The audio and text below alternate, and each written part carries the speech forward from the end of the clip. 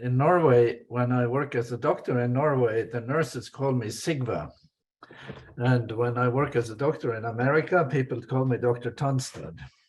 But I prefer to be called Sigve. But be that as it may, I will go ahead and share my screen. And I think you can see that now, can you? Are we okay?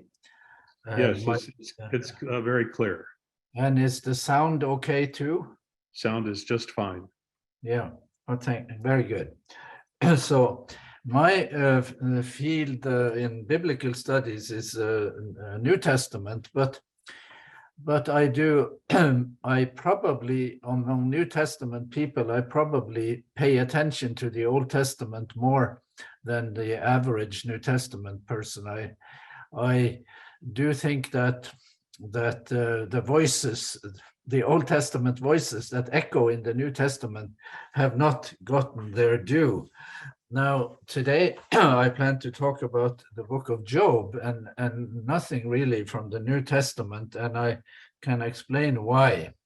So the illustration in my slide here is William Blake's depiction of Job, and he has an amazing collection or selection of illustrations of the book of Job. It would be worthwhile just to do a pictorial walk through of Job through the eyes of William Blake.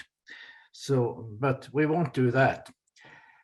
What did Job say at the end of his ordeal? That's my question. And I had a subtitle in the announcement: what did Job say at the end of his ordeal? If he did not say, I was wrong and I repent in dust and ashes. But we are going to make a shorter version and just ask, what did Job say at the end of his ordeal? Specifically, what did he say in Job 42, verse 6, which is the last we hear of Job in the book? So let me see, how do I advance my slide now? Because that we did that a minute ago and it worked fine, and now it works here too, so it's okay. So you might ask, why bring this up? You know, why am I talking about this, especially since I'm a New Testament person? But in my book, God of Sense and Traditions of Nonsense, Job is kind of a theme, a figure, and the cover of my book is from William Blake, and the God of Sense in my take on Job there is Job's God, and the traditions of nonsense would be the God and the theology of his friends. So I have maybe 1.5 chapter of my book deals with the book of Job. Chapter 14 is completely dedicated to Job. So there is an element there in work I've done before. And I have in the chat section, I have given my email. And I would have liked to agree with a friend of mine in the US ahead of time here, but because he has a collection of copies of my book there. And let me just say, if anyone wants it, you can write to me. I will pass it on to him.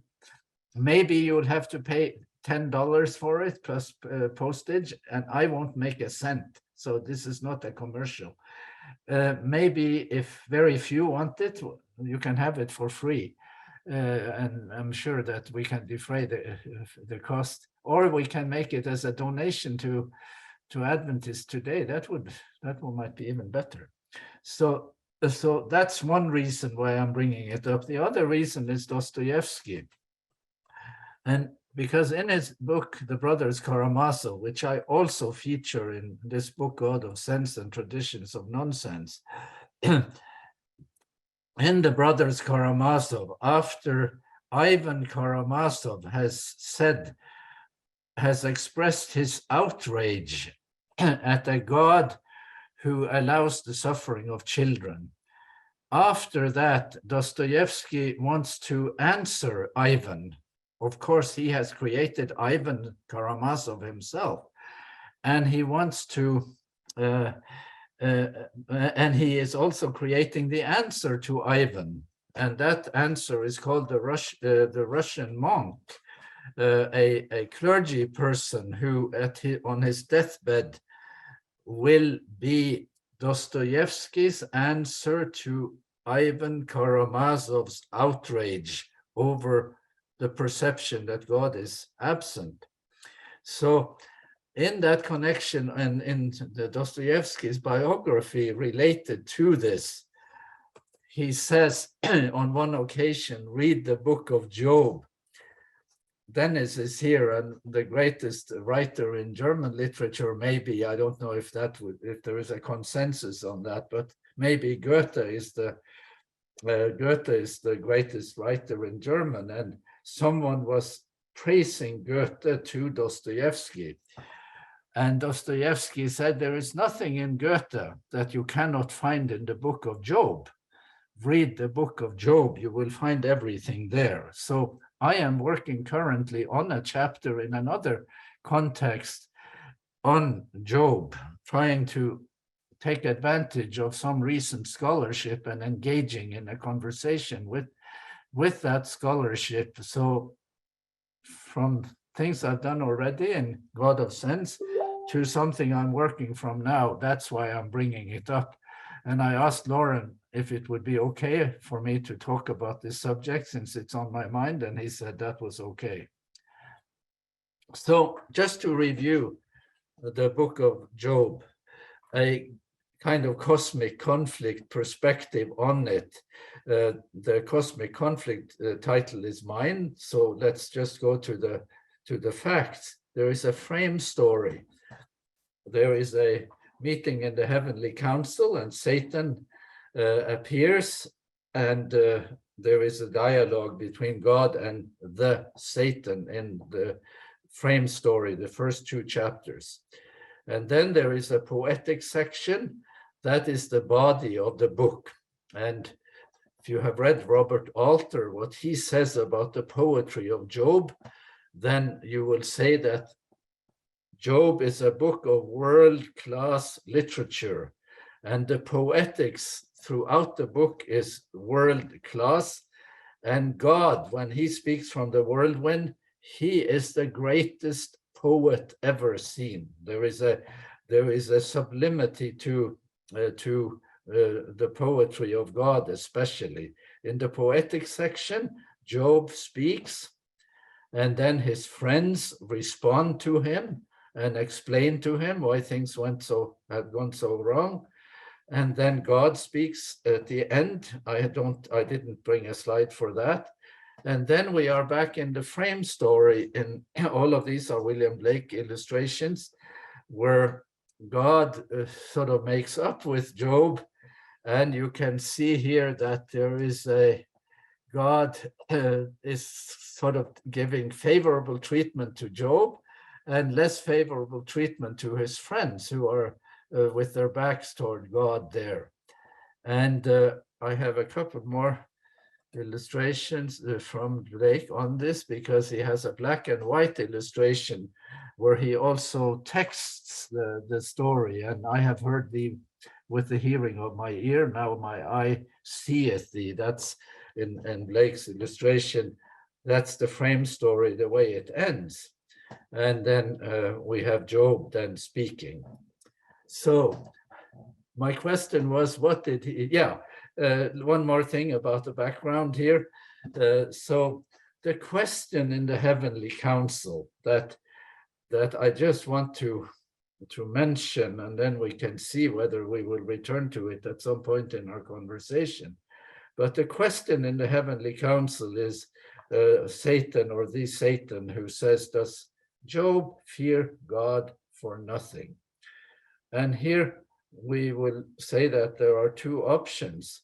The first one is what Satan implies here is that the relationship between God and believers, or between God, certainly between God and Job, is a quid pro quo. relationship. And you had a recent president lately who was impeached. The first time he was impeached, it was over this issue that he had practiced American foreign policy on a quid pro quo scheme. So Satan is saying that Job is not a pious person for nothing.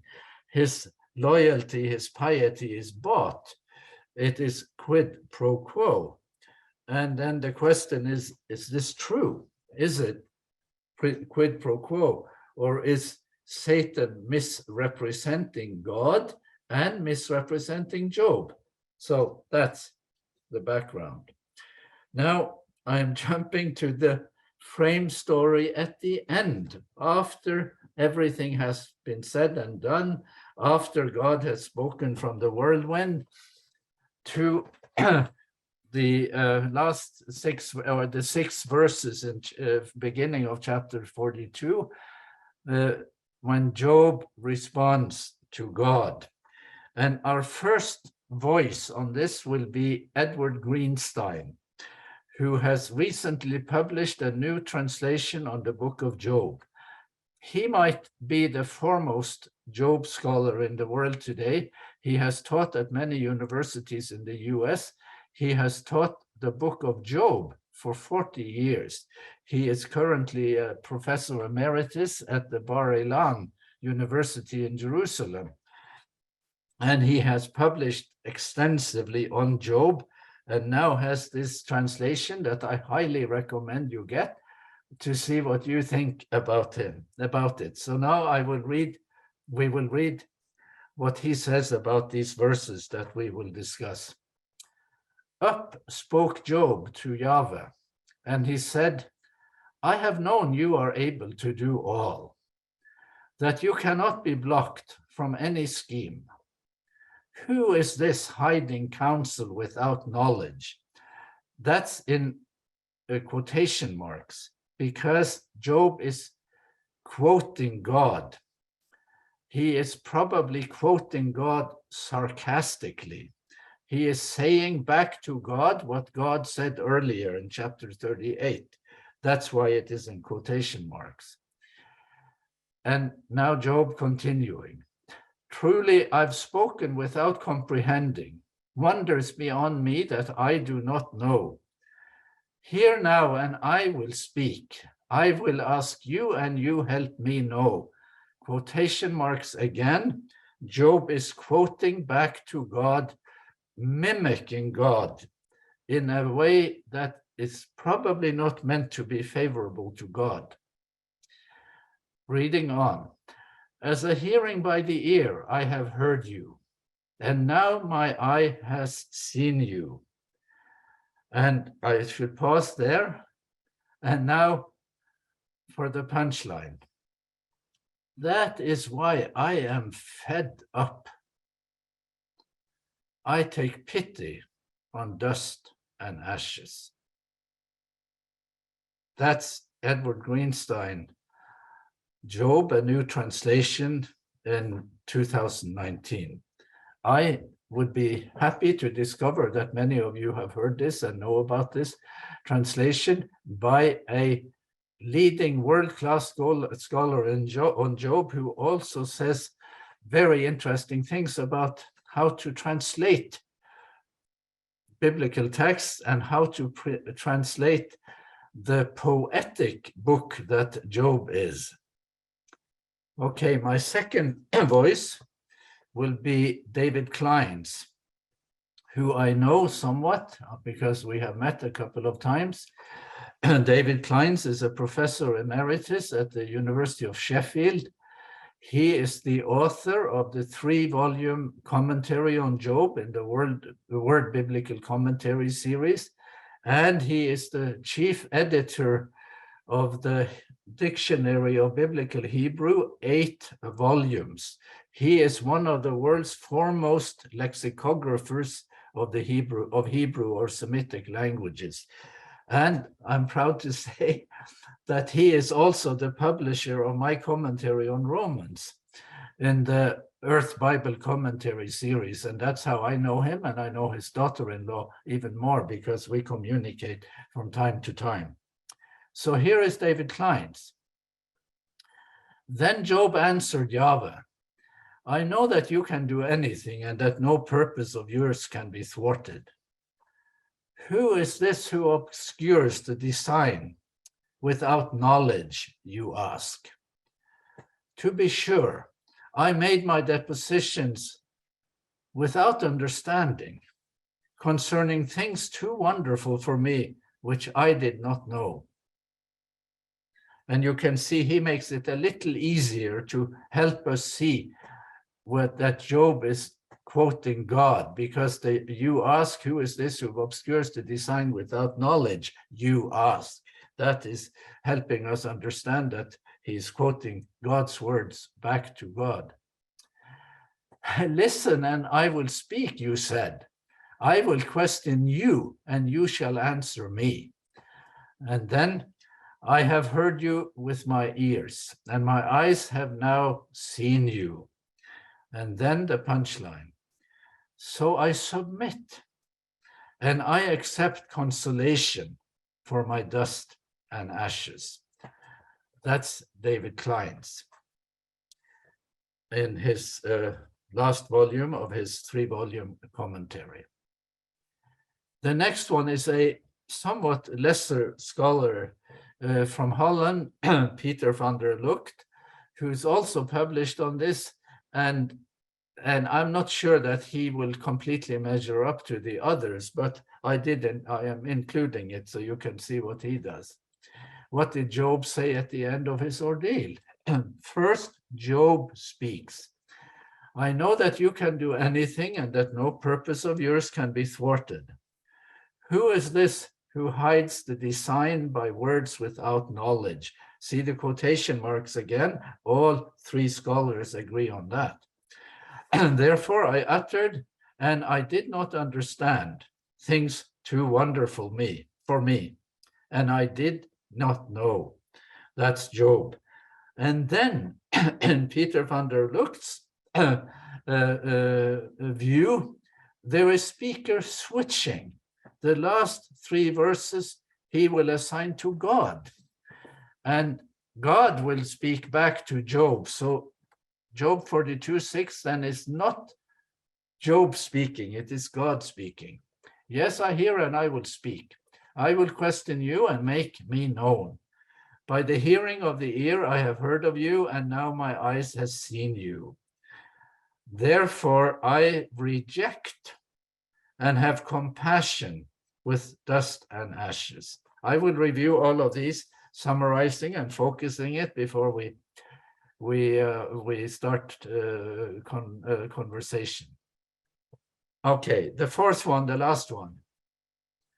This one is Robert Alter.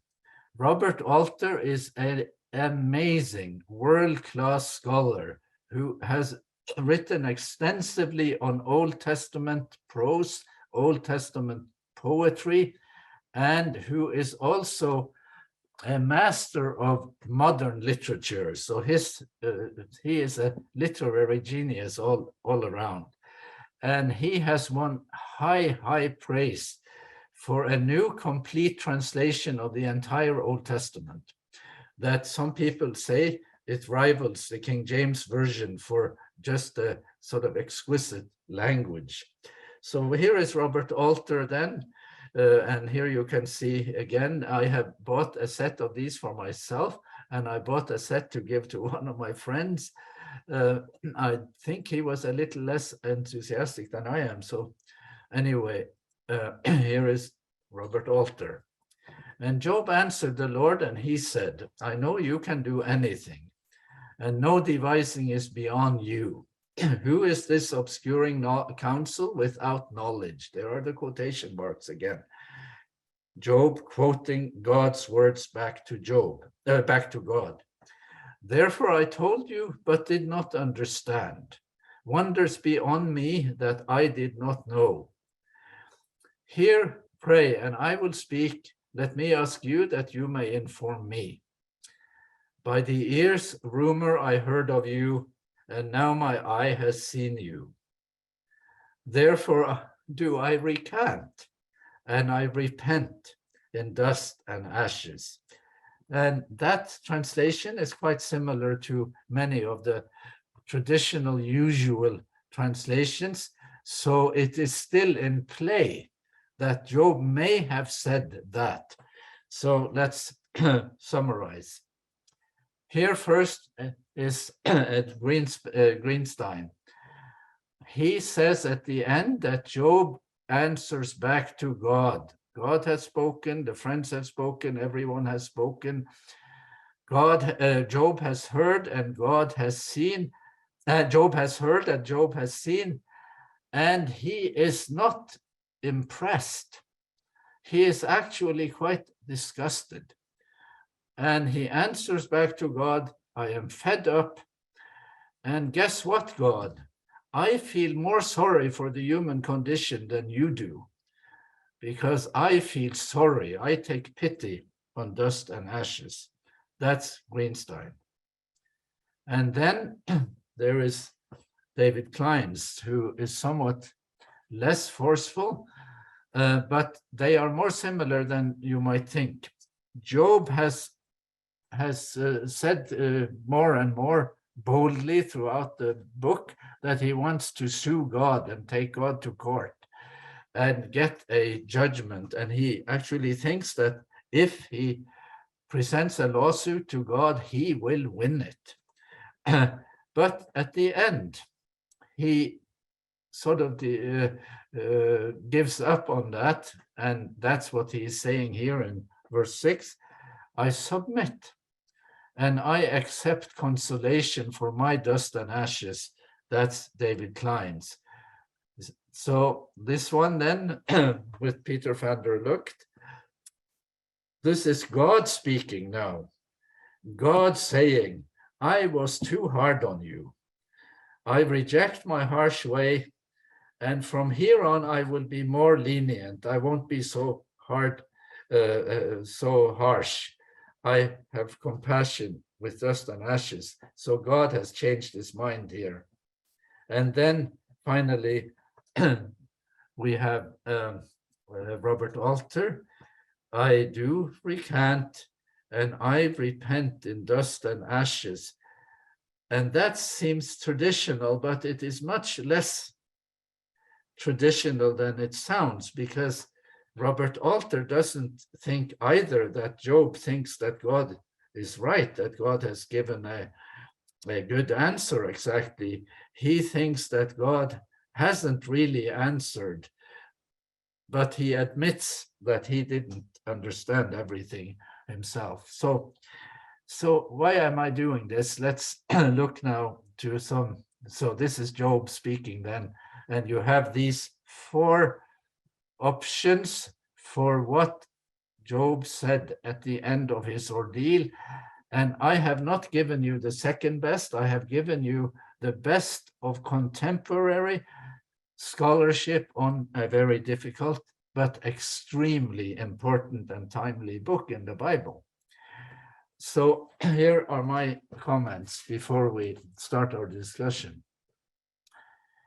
What did Job say at the end of his ordeal? Number 1, it is not easy to tell. That's number 1. And number 2, it is not certain that he said, I recant and I repent, or a variant of that. That is not certain. At least that's what these scholars are telling us. It is certain that a plain reading or an appeal to the original meaning or to the plain meaning will not work. It just doesn't, it is not univocal. There is not one obvious reading that you can say that's it and that is the end of the story. There is ambiguity, there is ambivalence. You know, if you came to these texts and said the Bible says it, I believe it, that settles it, then that doesn't work, because we are not even sure what the Bible says on this question. So here is a thought from Greenstein that I wanted to share with you because it really impressed me and I hadn't quite thought of it this way. And this is what he says about translation. The act of translation ascribes sense not only to the intelligible, but also to the barely intelligible and even to the unintelligible. So when you translate, you make something look clear that wasn't.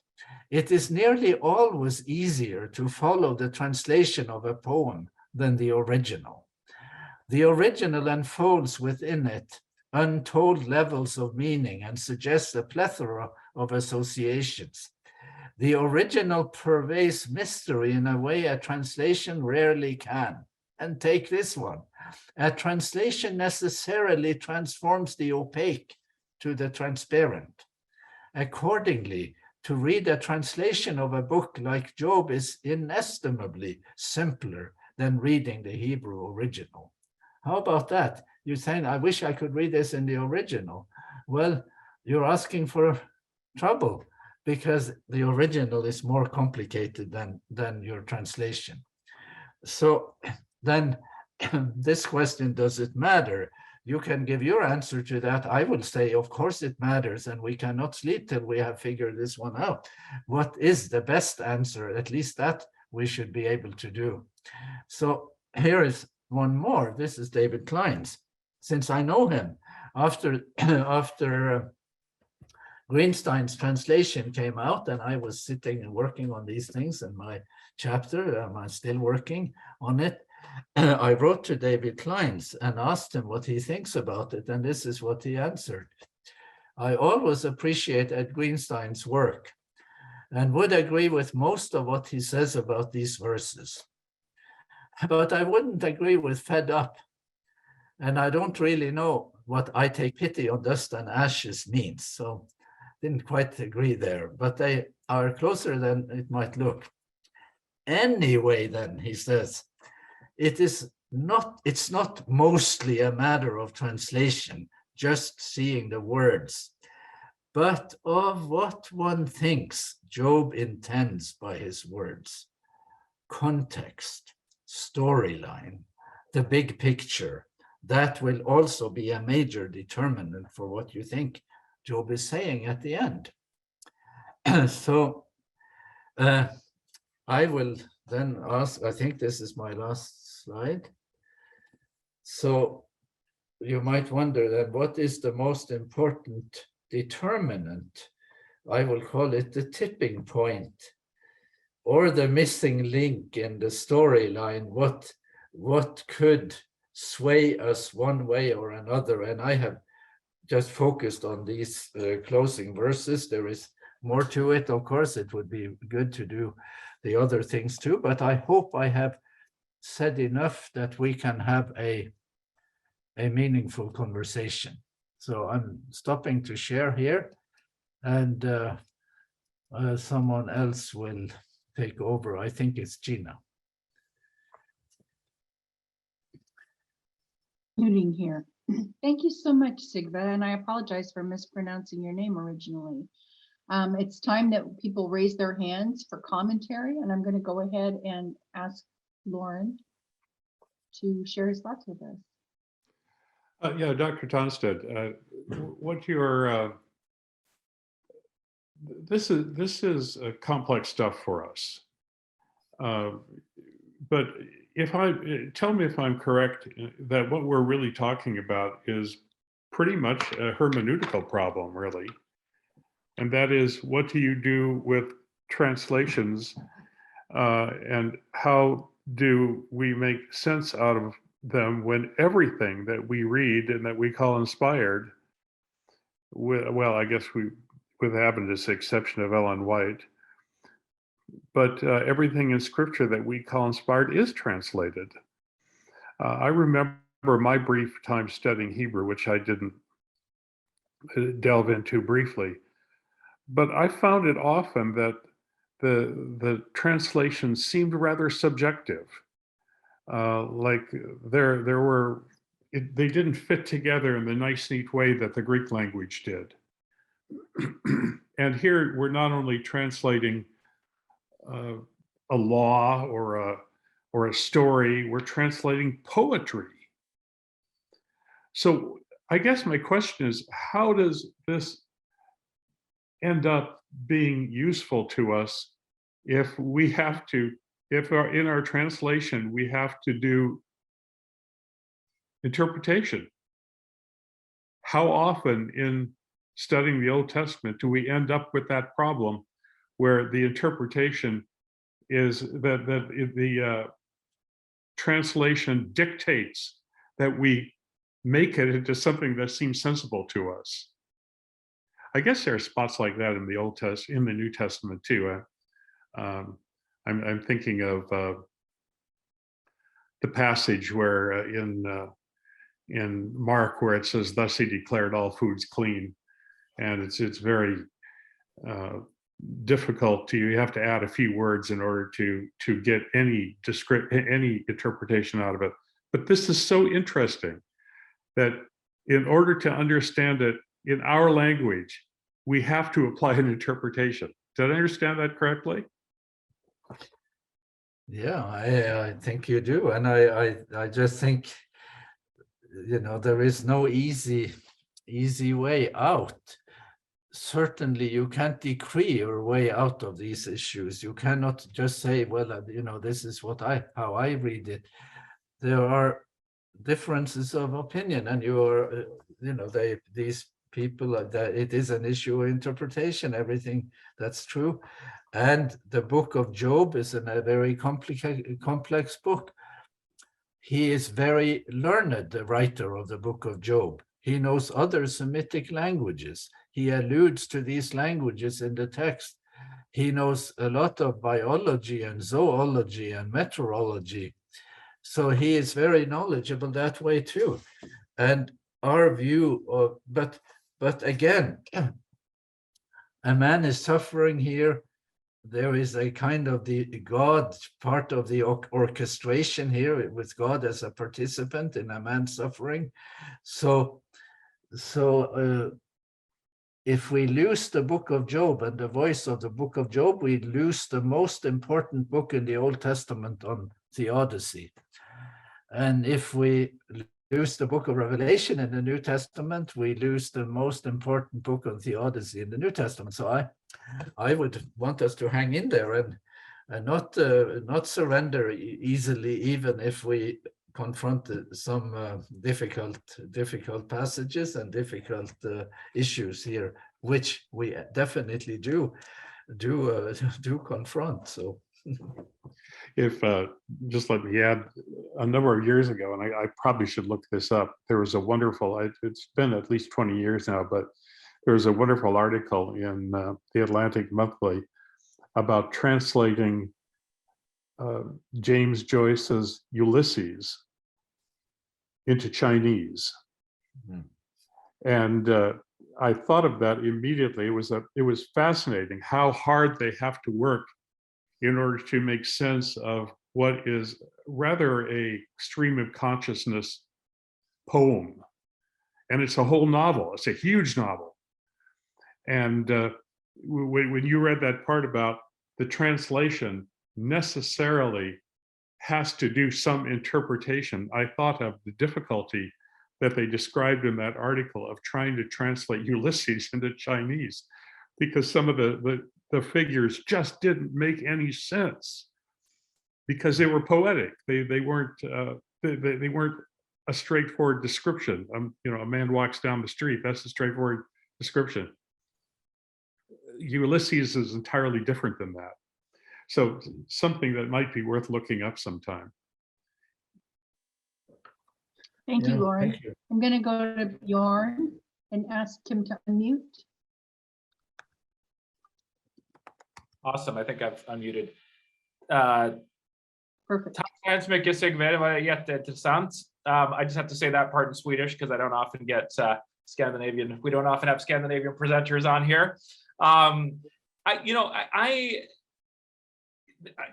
have conflicted emotions about these kinds of presentations. I love it on one level, but I remember I had some sort of fundamentalist friends in Asia, in Thailand, and they were complaining, for example, that they could not do a Bible study for their sort of brand of Adventism unless it was the King James version of the Bible, because the Bible study just didn't hold up unless they had that exact wording.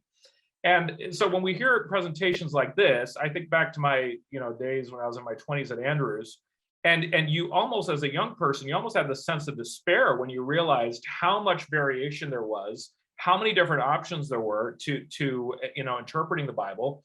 And it was almost like, well, what the hell, does any of this line up? Like what do I actually believe? This is just completely confusing. It's the whole read just what the Bible says, that goes out the window because you have so many options. So I guess this kind of an audience, fairly mature, we kind of look at this from an intellectual perspective. We have some distance.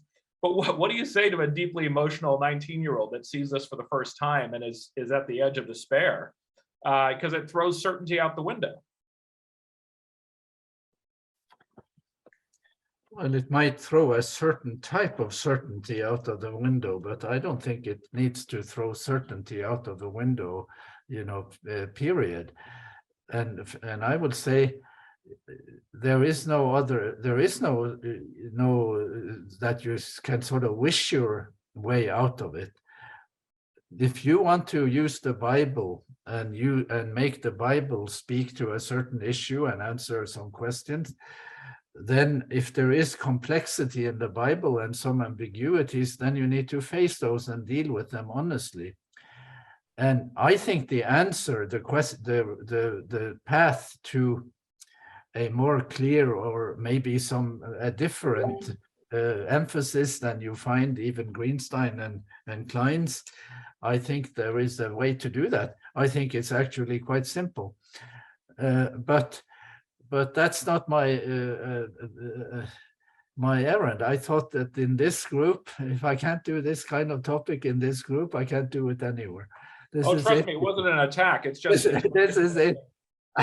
And I'm not just wanting it to tease you with sort of intellectual challenges or just do something that is for curiosity's sake. You need to take responsibility too.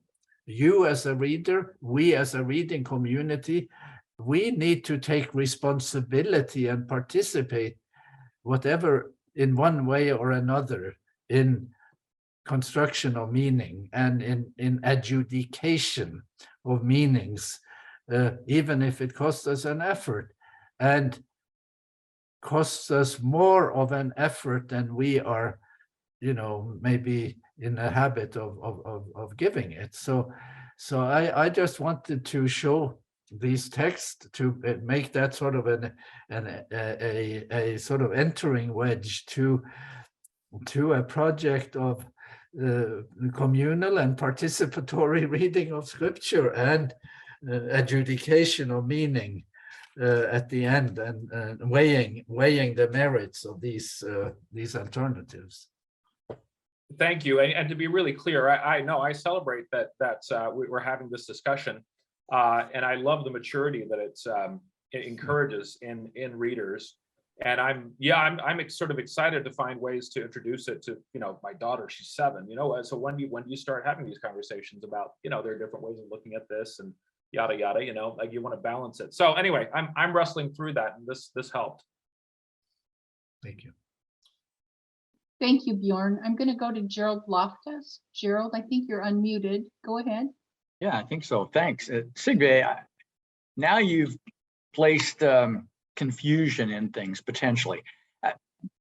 If this picture is somehow not to be trusted about God, how do I deal with forming a new picture of God that doesn't rely on his relationship with Job and a devil, if it's not so?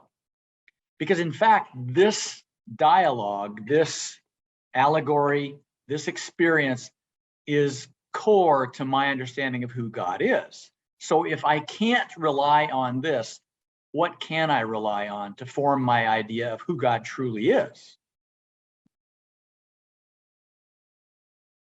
Yeah, you can rely on. You must not. You must not surrender. You just have to acknowledge that there are different voices and different complexities to things, and maybe after listening to translations of Greenstein and Klein's and others, and examining how they see the storyline, the plot structure, the various characters in the story. I did not share with you some of the things that they say about God's conduct. I can share one such thing with you. David Klein's, in addition to his commentary, has written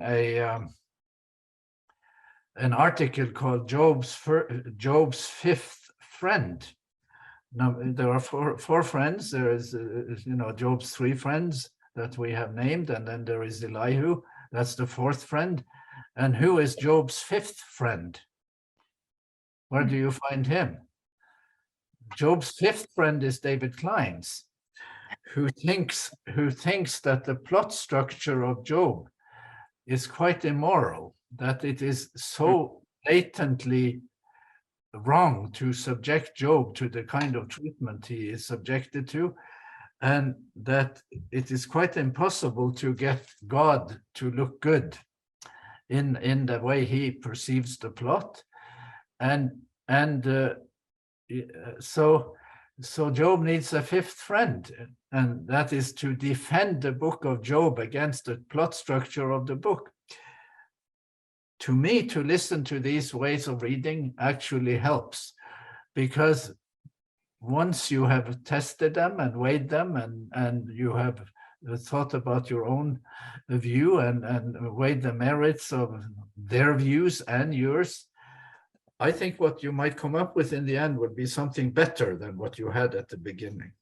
You will have a more refined view, and you will be able to express it more persuasively than you did before you started. So I like that. Let's not get afraid. Let's not lose heart. I like that, and I appreciate that including all the voices can be more powerful, a stronger foundation, if you will, for the picture I end up of a God whom I can interact with. But I worked through the part about God being fair. I think God's totally fair. He allows the devil. He doesn't do anything to Job. He allows the devil. And what is he doing in my world today? He's allowing the devil.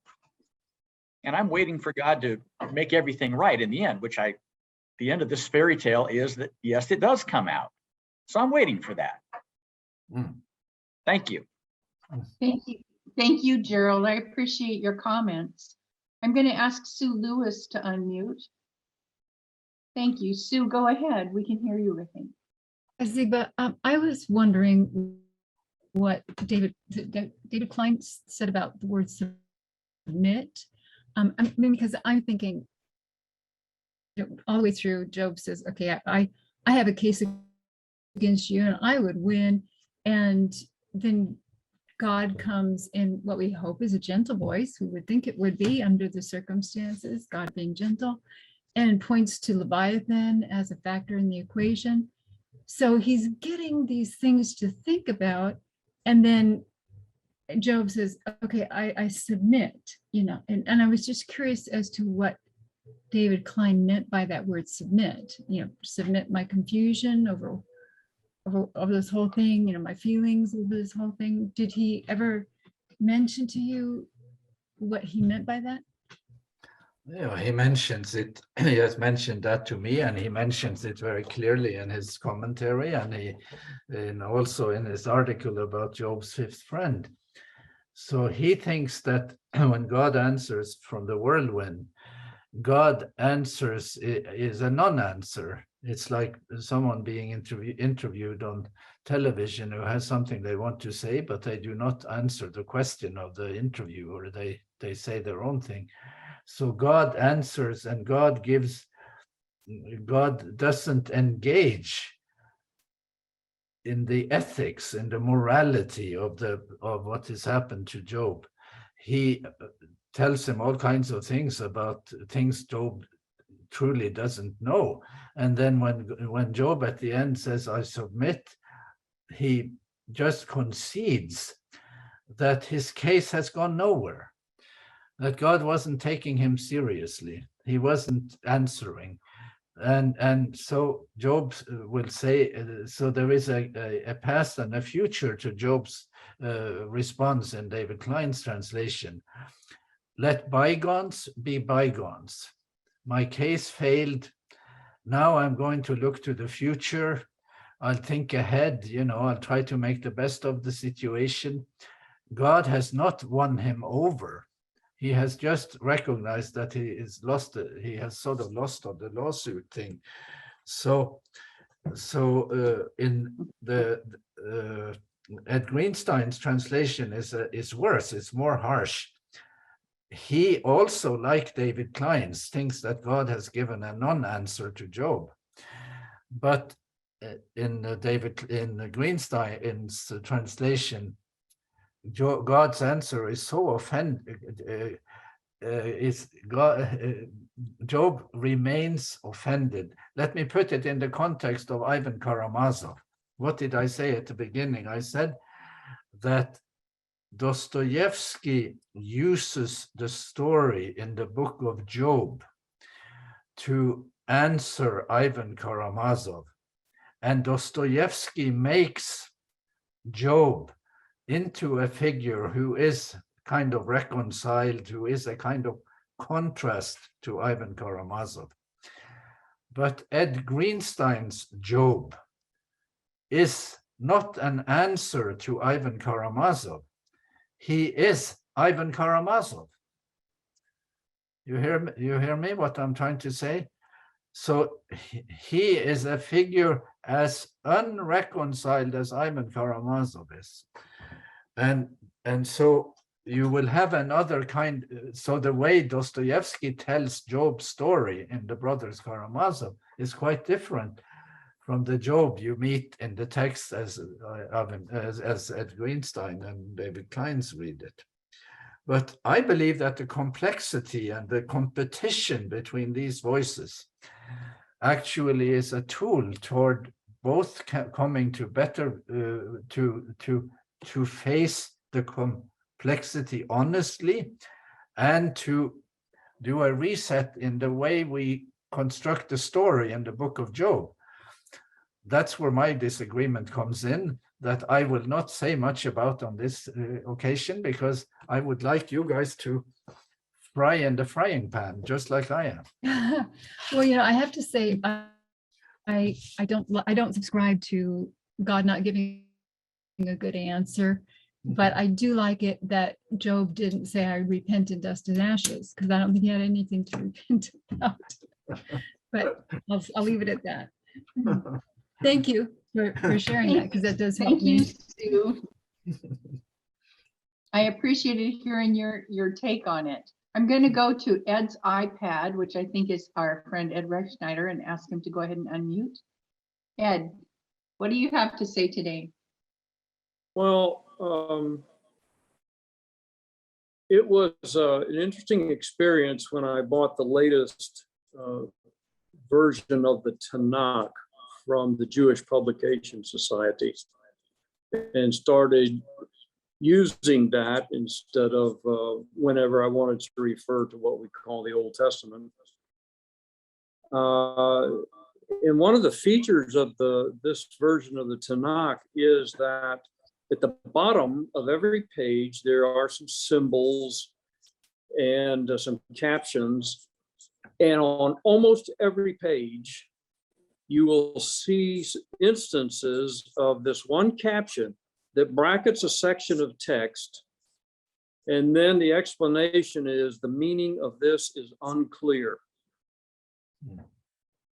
And it was astonishing to me in the interpretation work that they did in the Tanakh, how often the text wasn't clear. And so the meaning to me of that is that you don't really know what it says. and that the translators apparently had to make their best guess, their educated guess about what that phrase or sentence or segment actually meant. Now, the way I react to that, and maybe this is the case in Job in some instances, the way I react to that is, I'm not going to hold on to this very tightly. Because I am looking at some translators' best guess about what the passage actually says. And in that case, I don't make that a matter of life or death, or perhaps even belief, because it's just too uncertain. I don't know if the critical parts of the Old Testament are that way, or even if the New Testament is a similar challenge to translators.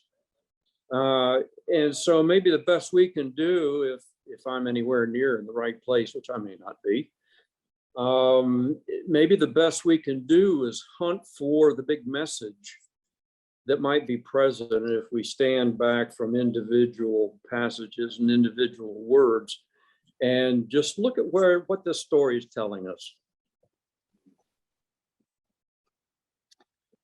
Well, I think that it's a very good comment, that there are ambiguities. It isn't that easy.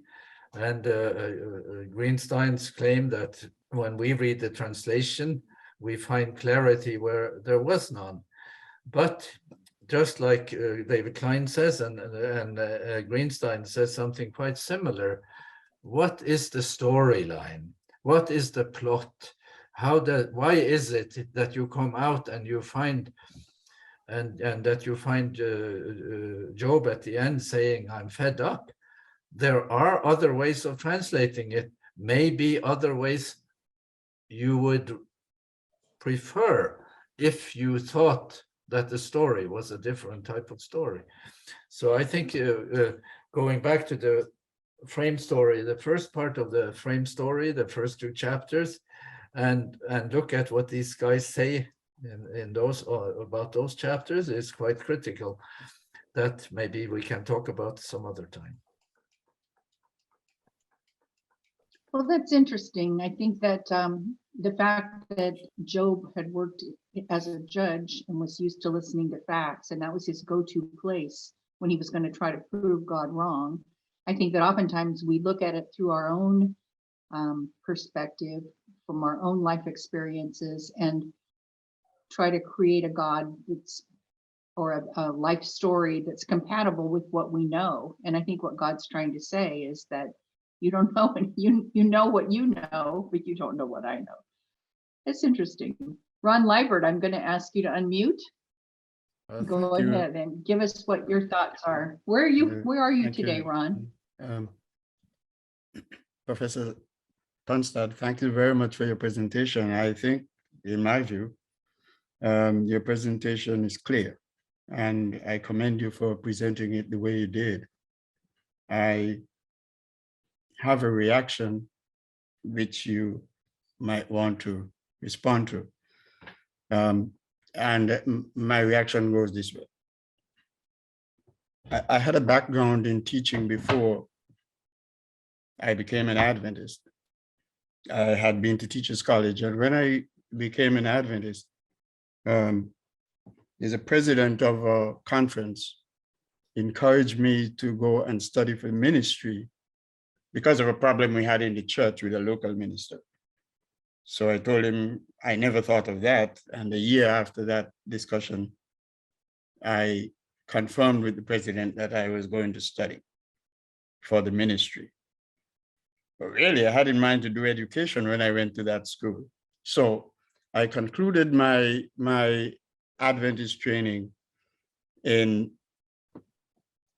the undergraduate level and the graduate level at Andrews University. I never heard the word wisdom as a subset in the Hebrew Bible. I never knew anything about wisdom literature. Never heard it in any of my classes. However, when I proceeded to further graduate school, this was the first time I was hearing of wisdom literature, and I had a teacher at Florida State University who was a wisdom literature.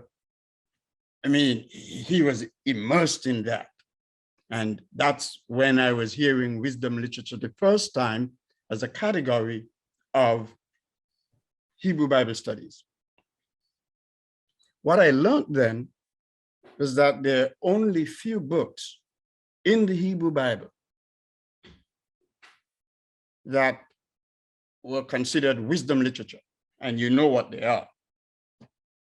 It's Job, some of the Psalms, all of the Proverbs, and Kohelet, Ecclesiastes, I think some of us call it. Now, your presentation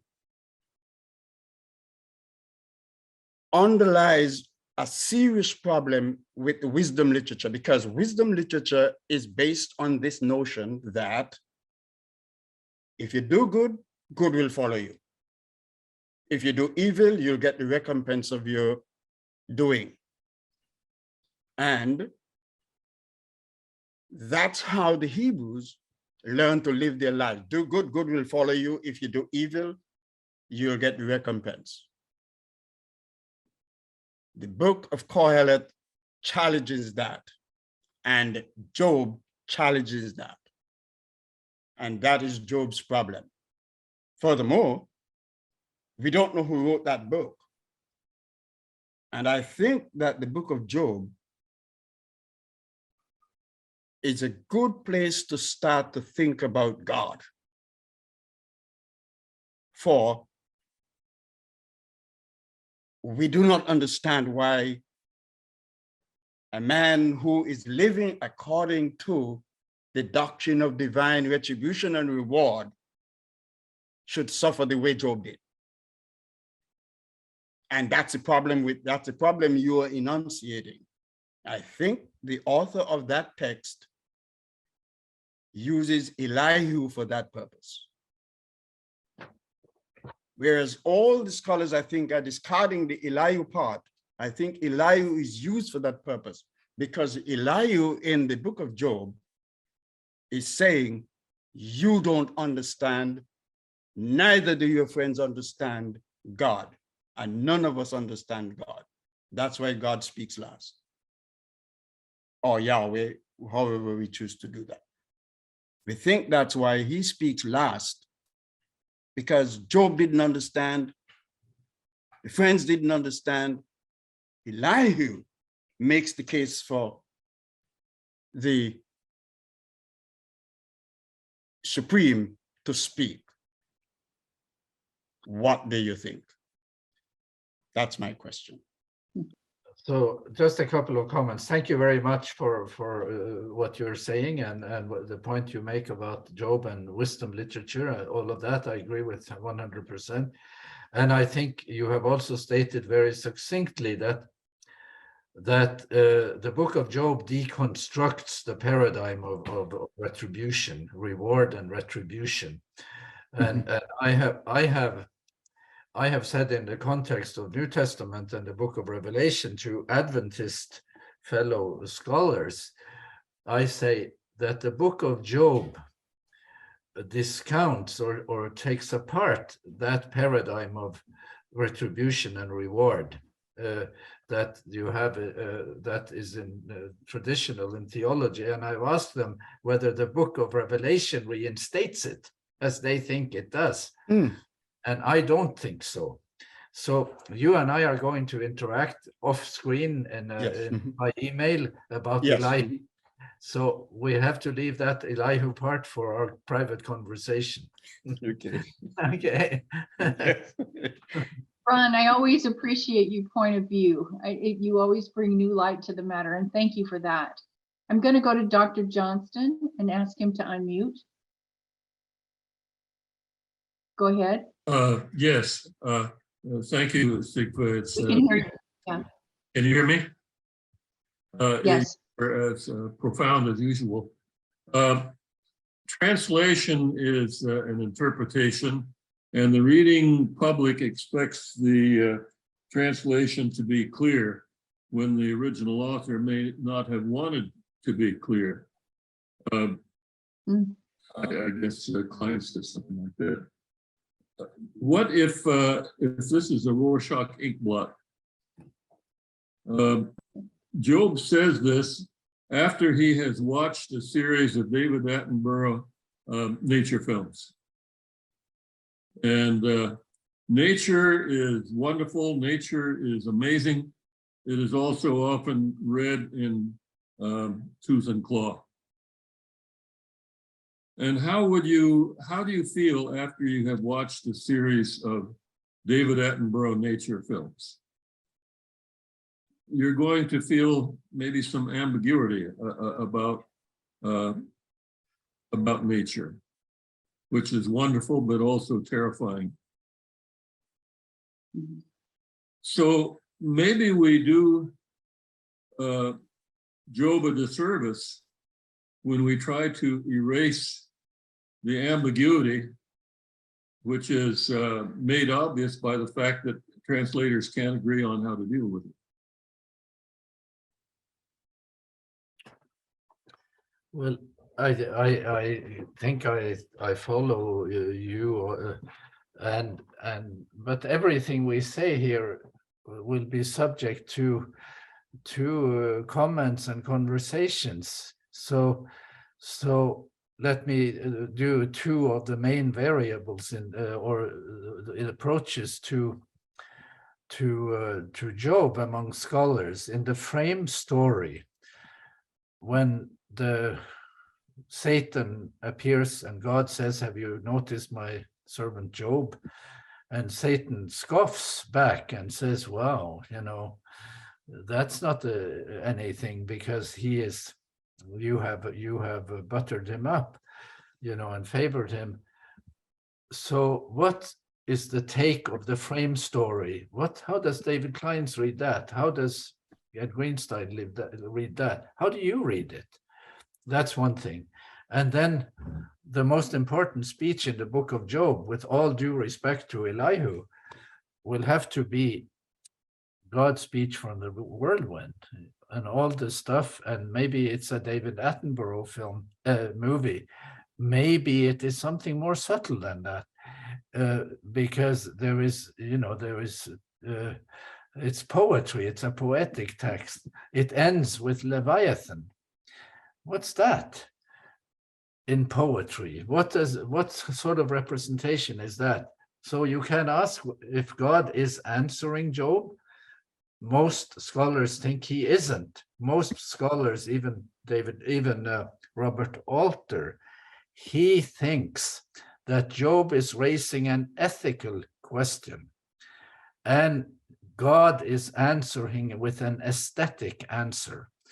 He's telling him there is a lot of beauty, there is a lot of complexity in nature that you don't understand, which is true. But it's not, but an aesthetic answer to an ethical question is not a very satisfying thing. So those two variables, what is the structure in the frame story at the beginning? What is the content of God's speech from the whirlwind? And then back to the ending and see what kind of meaning you can have. And both of these translators that are sort of deviants, and they are the best scholars maybe around on Job, both of them admit, as David Kleins did in his note to me, that it depends on what you think the meaning is, and then he thinks in the big picture, the big story.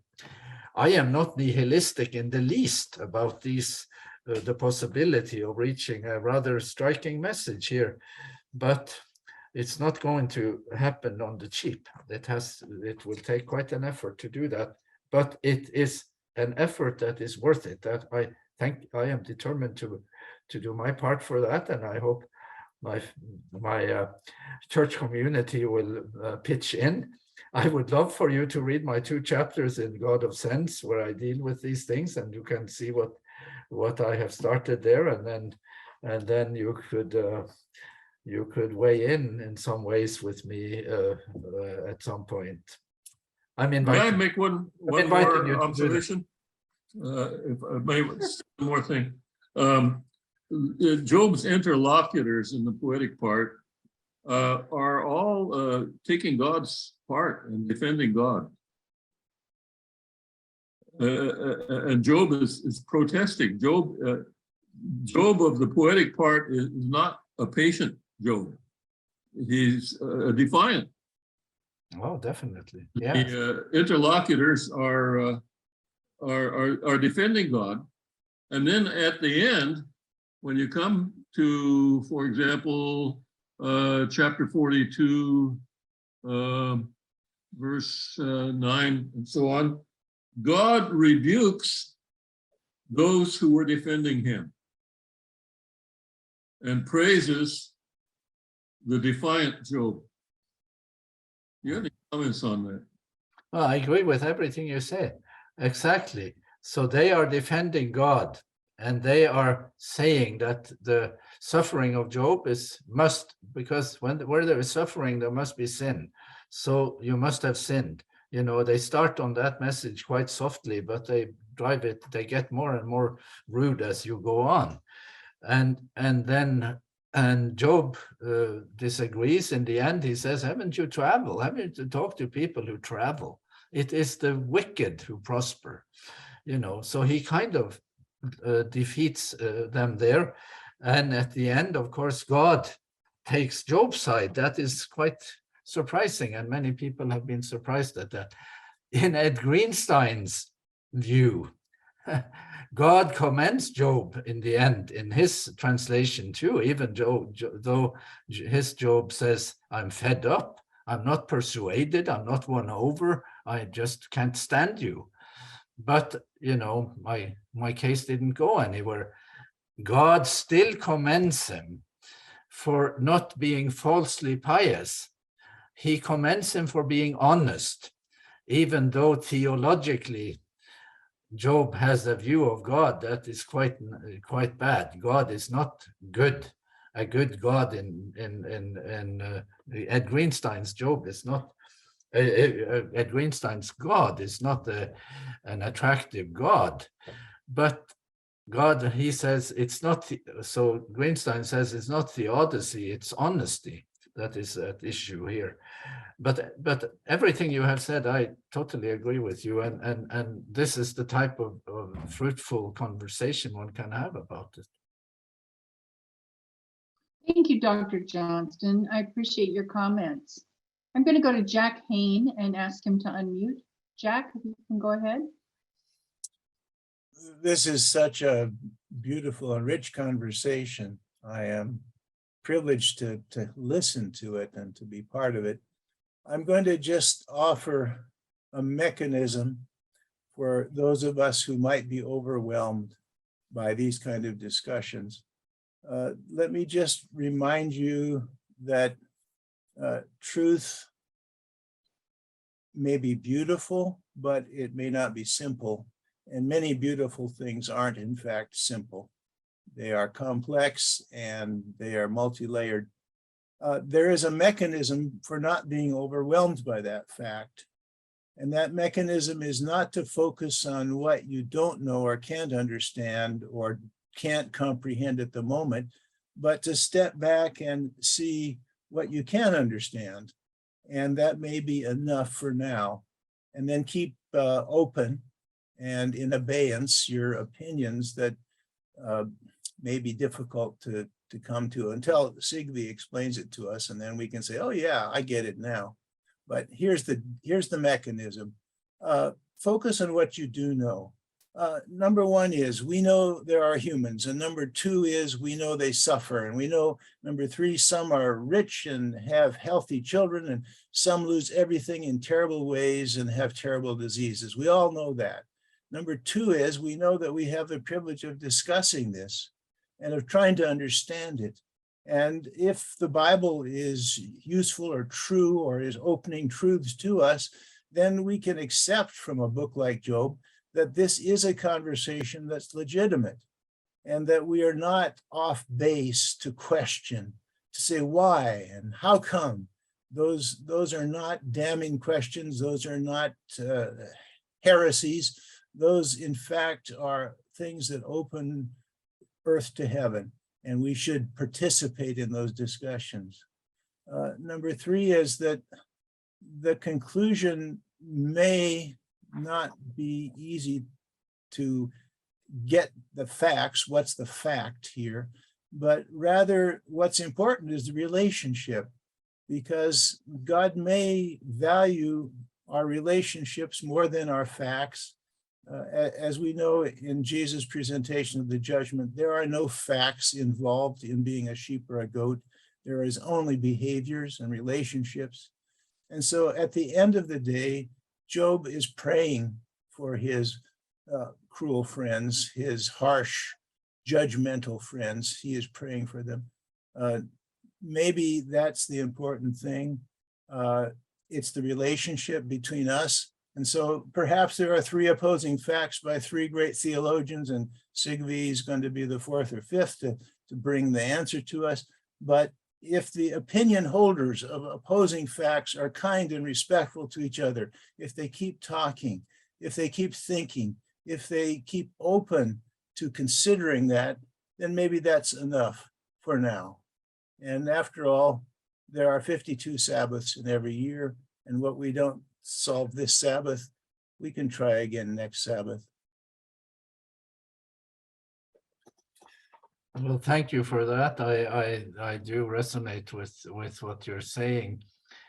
Now, the world today is in need of in many ways, you might say, people despair of theodicy. So the tradition of nonsense, in the title of my earlier book, is in some ways the winning tradition in theology, that we believe in God even though it doesn't make sense. You know, and I have held out for the notion that there is a God of sense, and that is Job's God. If this and this and this can be sustained, various of these, what is the frame story? What's happening in the poetic section? What is God saying from the whirlwind? Who is Leviathan in God's speech? And so on. So anyway, I agree with you, and then I hope you will agree with me, that there is some urgency to getting this right, because the theodicy books in the Old Testament, the theodicy book in the Old Testament, the foremost one is the book of Job, the main one. And the main one in the New Testament is the book of Revelation. And these books are books of revelations. Book of Job is also a book of revelation. And our need for these books and our need for good readings of these books, I think, is an urgent matter. And I don't say that you didn't say that. I'm just saying that and agreeing with everything else you said. Yes, I fully agree. And I believe there is light at the end of the tunnel. I just don't want anybody to give up because the tunnel is dark and long. Okay.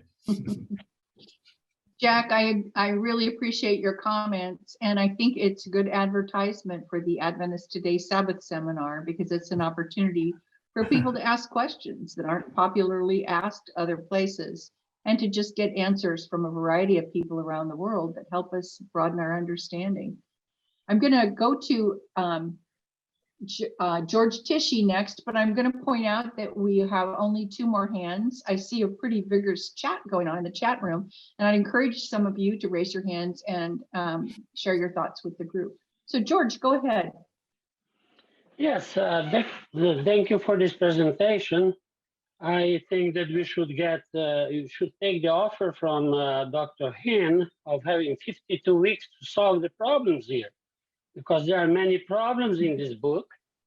Throughout the years, I've seen people trying to build theology, a theology of God based on Job, on this book.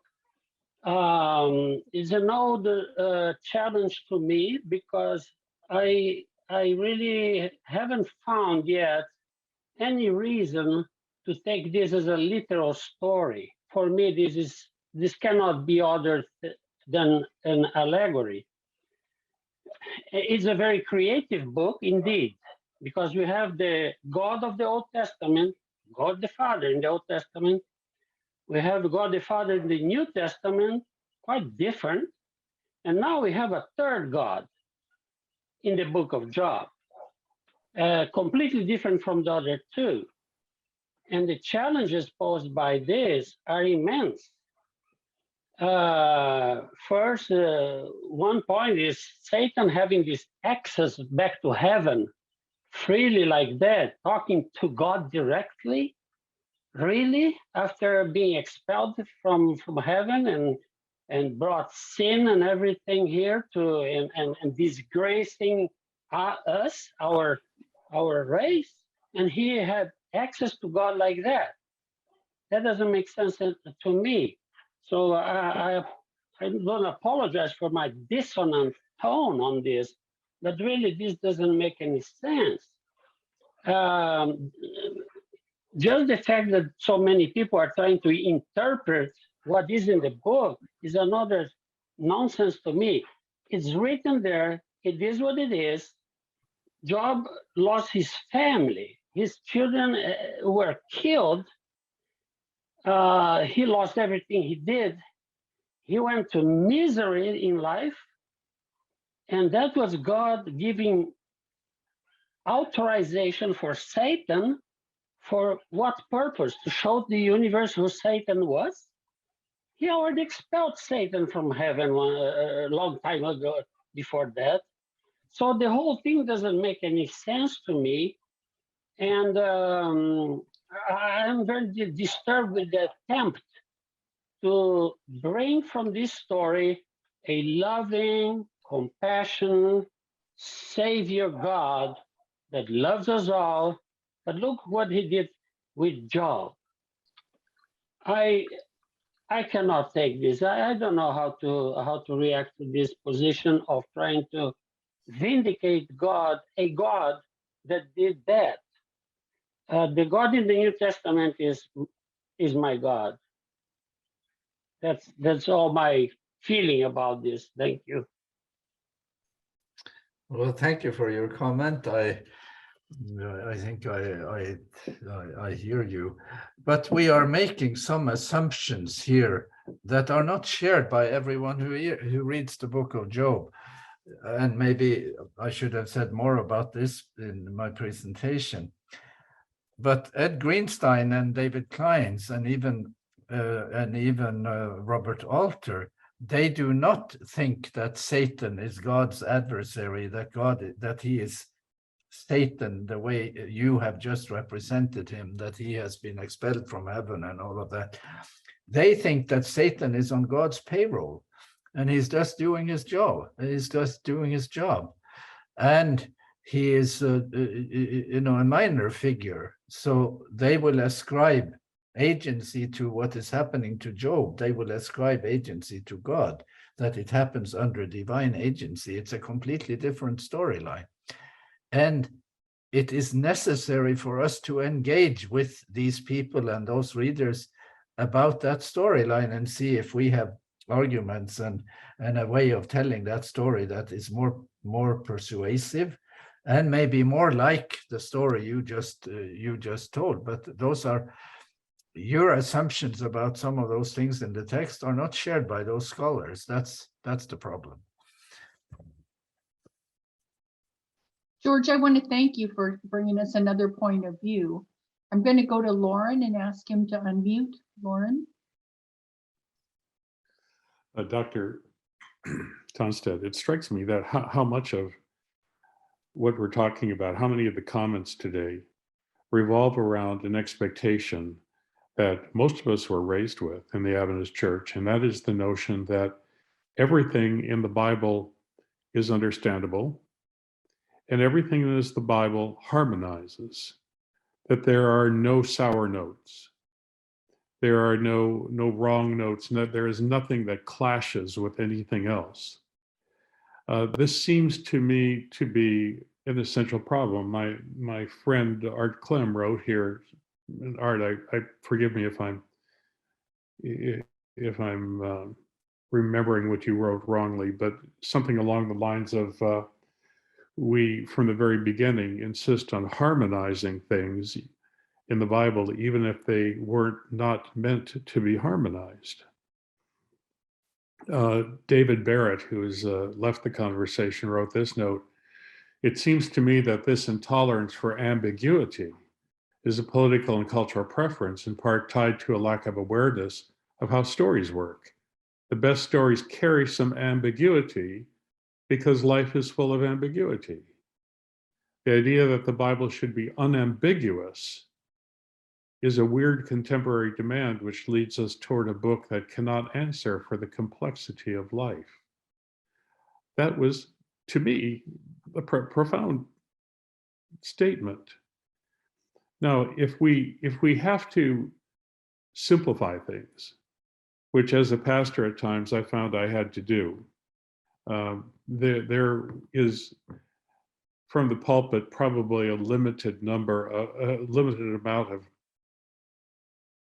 philosophy, of theodicy that one can do. You should do some. But if I have to simplify it, there's an epigram that Mark Twain said that I really like, and I fell back on it from time to time. And I know it is epigrammatic and it is simplistic, but I still like it. Mark Twain said, "It ain't the things in the Bible I can't understand that bother me. It's the things that I do understand." And I found that true in my life. I mean, really, the things that I do understand are probably enough for me to occupy my quest for a godly character in many cases. I'm not saying that we shouldn't do theodicy from the book of Job. I'm just saying, let's give up this notion that everything has to harmonize and be unambiguous, and also point out that there are a lot of things that are really very clear, tremendously clear, and unambiguously clear, and like the fruits of the Spirit and the Sermon on the Mount and the Ten Commandments. Some of these things are clear enough, at least, for us to work on at a simple level. We can move on from there. We can move into the ambiguous areas and talk about them. But there are at least those things that I do understand that are fairly unambiguous. Do unto others as you would have them do unto you. Pretty hard to argue with that. So I just want to pitch in for this notion of ambiguity and not having to harmonize everything that we find in Scripture, being willing to accept the ambiguity. Thanks, that's all. Yeah, I think that is a good advice. It's advice I would agree with, but I would only agree after we have engaged the book of Job and given it a bit more attention than we may have done so far. I think maybe there is ambiguity at the end. Maybe it is irreducible ambiguity at the end, and you have to go elsewhere for clarity. Maybe the ambiguity that you have at this stage might in some ways vanish if we do a little more work on it and see the sort of surprises. It is quite surprising in the end that God says, "Job has spoken of me what is right." That was not quite unexpected. That was not quite expected, and things like that. So if I may say a couple of specific things. So some books in the Bible seem to teach a theology of retribution and reward. The book of Deuteronomy is a case in point. If you are obedient, you will have prosperity. If you are disobedient, you will have adversity. That is, in some ways, you might say, the Deuteronomy. Now, most scholars, and Ron pointed this out earlier in his comment, that the book of Job seems to deconstruct that, disagree with that. take apart that paradigm that of retribution and reward. And so there is piety and there is suffering. So that shouldn't happen. And that is one thing in the book of Job. So in the conversation between Job and his friends, the friend's argument first is that you suffer because you have sinned, or suffering is proof of sin. So there must be sin here, or you wouldn't be suffering. That argument, Job wins. He defeats them hands down. So they have to pivot to another argument, and that is God is transcendent and you are finite. And you are very, very finite. In fact, finitude in Job is almost sinful, and even the angels are not clean in his sight. There is God's radical divine transcendence. Now, I sometimes hear people who read the book of Job actually agreeing with the friends on that point. No, they don't agree with the sin and punishment, but they do agree that God is incomprehensible, God is infinite, God is radically transcendent, you cannot understand him. That's Karl Barth, that's Martin Luther, that's John Calvin, that's the whole theological tradition that might also agree that there is retribution and reward, but if you push them to the wall, they will say that there is that humans cannot understand and God is radically transcendent. Now, I don't think those are correct answers, any of them, and I would like us to hang in there for a better answer than that, and I think there is one.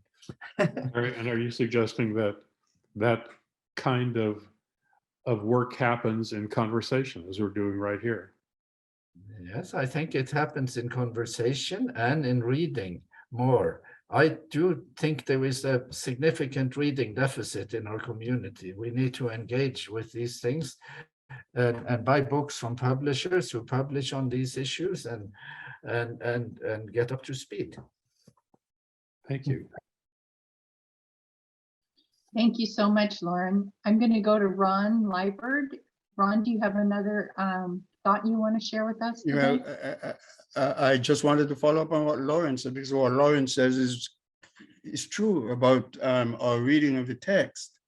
And my hand went up just after Dr. Hone and Dr. Johnson spoke to the same matter.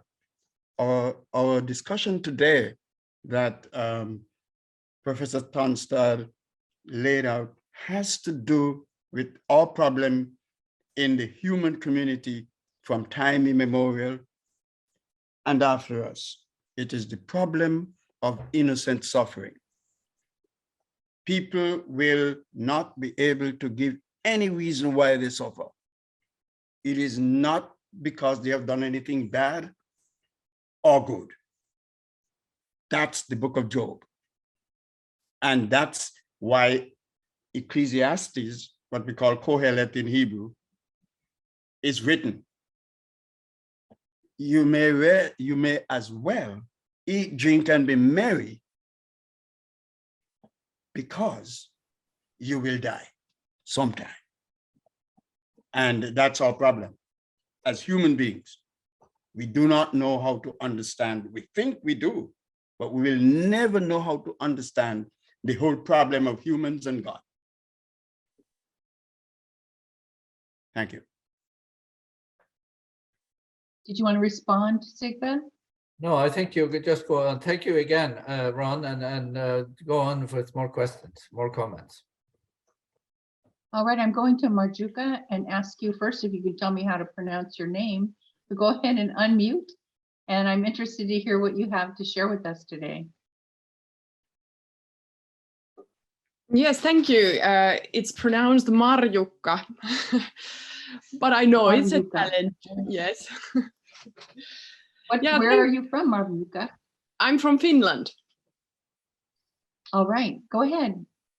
Yeah, thank you so much for the very interesting presentation. I love the book of Job and the fact that there's so much that we don't know and understand and still get to find out and research. I love it that we don't have it all figured out. But as you presented, since the book is so mind-boggling and surely that dilemma drives even the early versions and translations to try to make sense of the book.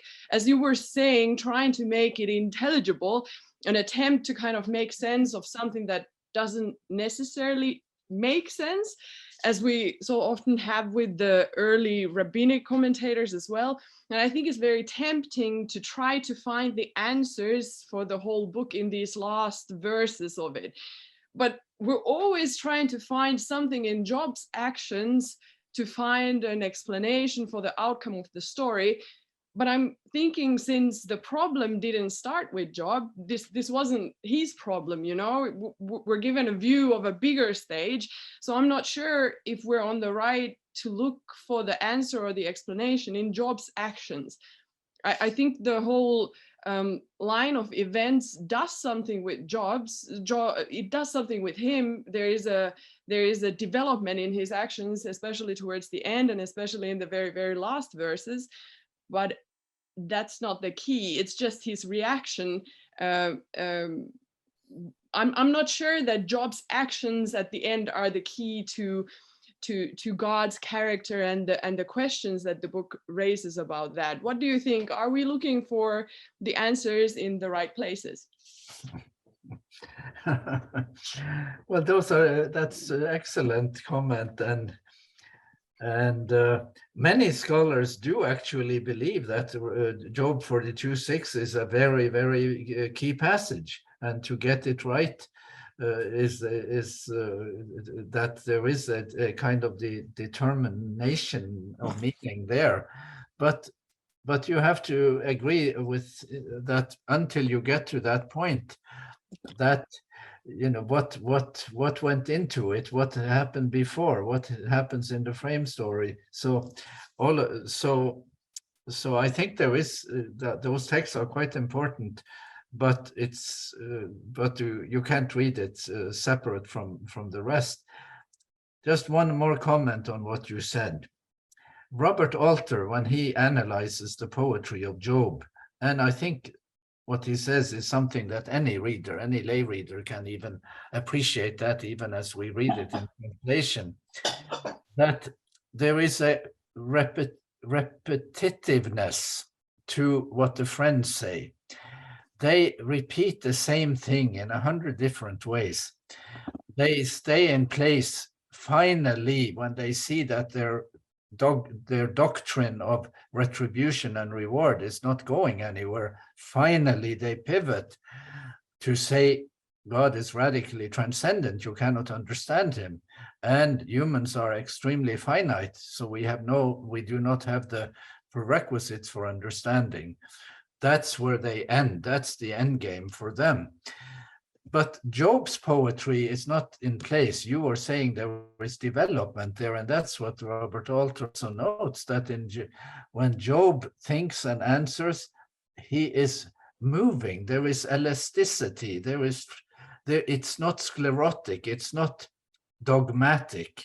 It is not doctrinal. It is human experience asserting itself theologically. That human experience has theological merit, has standing, as it were. And so Job at the beginning, he thinks, I like to talk to God, but it might not go so well. And then he gets more bold as he goes on, and thinks that I really should talk to God. And the friends, they don't think that he should be. They think that is a losing proposition. It won't go anywhere. In the end, Job is bold. I am going to sue him, and I am going to win the lawsuit. And God is going to agree with me that I won, that I had a good case. So there is elasticity, plasticity, development of perspective in Job. And there isn't that And sad to say, there isn't much of that in theology, in the theological tradition either. That we have dogmatic structures, the way we think about things. That's true for Adventist theology too. So maybe one should have a remedial lesson reading the poetry of Job and see, how things can be taken apart and put together in a new way. Very interesting. I'm going to go to Art Klim next, and I'm just going to say I have 2 hands up after Art. We have about 45 to 50 minutes left. I see people who raise their hands regularly, people who engage in the chat regularly, and there are people that my sister-in-law calls herself a lurker, who just kind of listen and watch. But I'm going to encourage all of you, including the lurkers and people in the chat, to raise your hands, because I see we have 115 people here. That's very likely 115 points of view, and we're interested in hearing yours.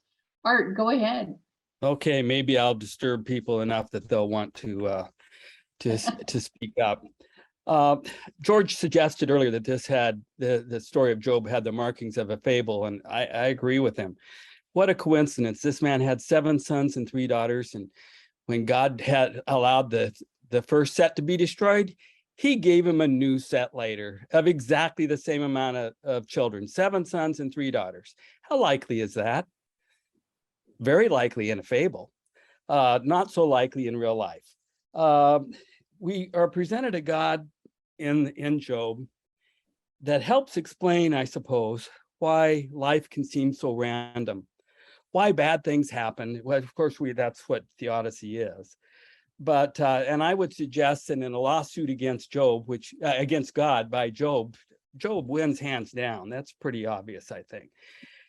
The picture of God that is presented here is certainly a very primitive one. And at the risk of offending some of you, and you know that I've not been reticent to do that in the past, I'm reminded of one of my favorite movies, Schindler's List. You remember in that movie, the commandant of the prison camp or the concentration camp would sit up on his balcony overlooking the camp. And I'm told this is actually true, that there was this character who did that. And just at random, he would aim his rifle down and kill someone who's walking about the camp. Now, you might say that is a horrible comparison here. Would it be better if the commandant was telling one of his lackeys, go ahead, that guy you think is a really good guy, you go ahead and shoot him? We would all be just aghast at that. And we were all aghast at it when we watched the movie. Job is considered a hero in religious circles because he was treated unjustly and yet did not complain. In modern times, we would pity a man like that. We would probably criticize a man like that because we tend to glorify figures who stand up against injustice and who say, I'm treated unfairly, or my group is being treated unfairly, and by golly, things ought to change, and I'm not going to be quiet. I'm not going to go quietly. In fact, I'm reminded, and I wonder if this couldn't be an apt comparison here, of the term Stockholm syndrome. We have a man who is being treated, who's imprisoned in sense in his own pain unjustly, yet he praises the one who's doing it to him. That's it.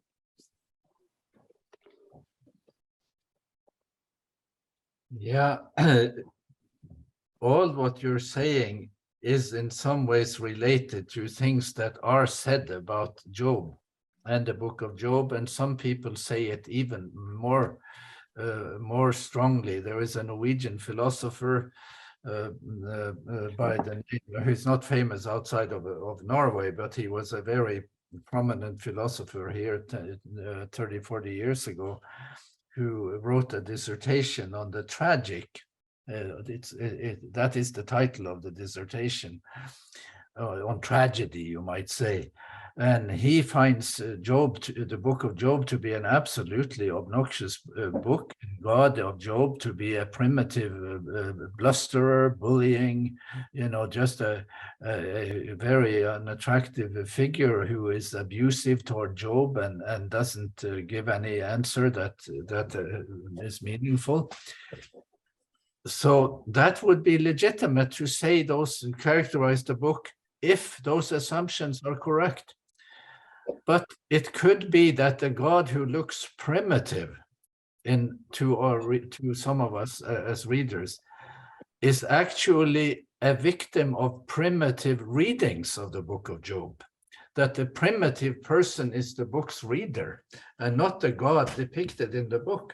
That is a possibility. I'm not saying that. I'm not characterizing your comment like that. But I am saying, if your assumptions of the text, of the plot structure, of what happens to Job, that he is a victim of being treated unfairly and all of that, and there is nothing in the story, no gain for him, no expansion of perspective, no enrichment of experience, no movement in terms of his own understanding of God, then that those conclusions would be legitimate. Now, Ed Greenstein, I hesitate to say this, but maybe you will buy his book and read, and then something good will be served by that. But Ed Greenstein thinks that the God of the book of Job is a sadomasochist, and that the morality there is totally unbearable in the plot there, and he thinks that Satan is just executing what God is authorizing and so on. So when Job at the end says, I'm fed up, I'm not persuaded by what you have told me, I think that is Ed Greenstein too. That is him too responding. It is as much him speaking, the reader of the book, as it is Job speaking, in his translation. So the only way out of this is it's sort of weighing of assumptions, examination of assumptions, including the plot in the book of Job. Does Job fear God for nothing? Is human existence in relation to God structured on a quid pro quo type of ideal? Is that the foundation, that there is quid pro quo, Job's behavior is to be understood like that? And if you think that is not important to get an answer to that, do you mind? You don't really want to know? It's fine with you. It's quid pro quo. If it is quid pro quo, it is Donald Trump as your God, who operates his business quid pro quo.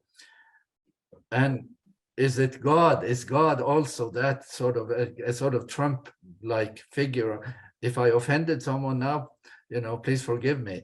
I did it just, tongue in cheek and for the purpose of pedagogy. But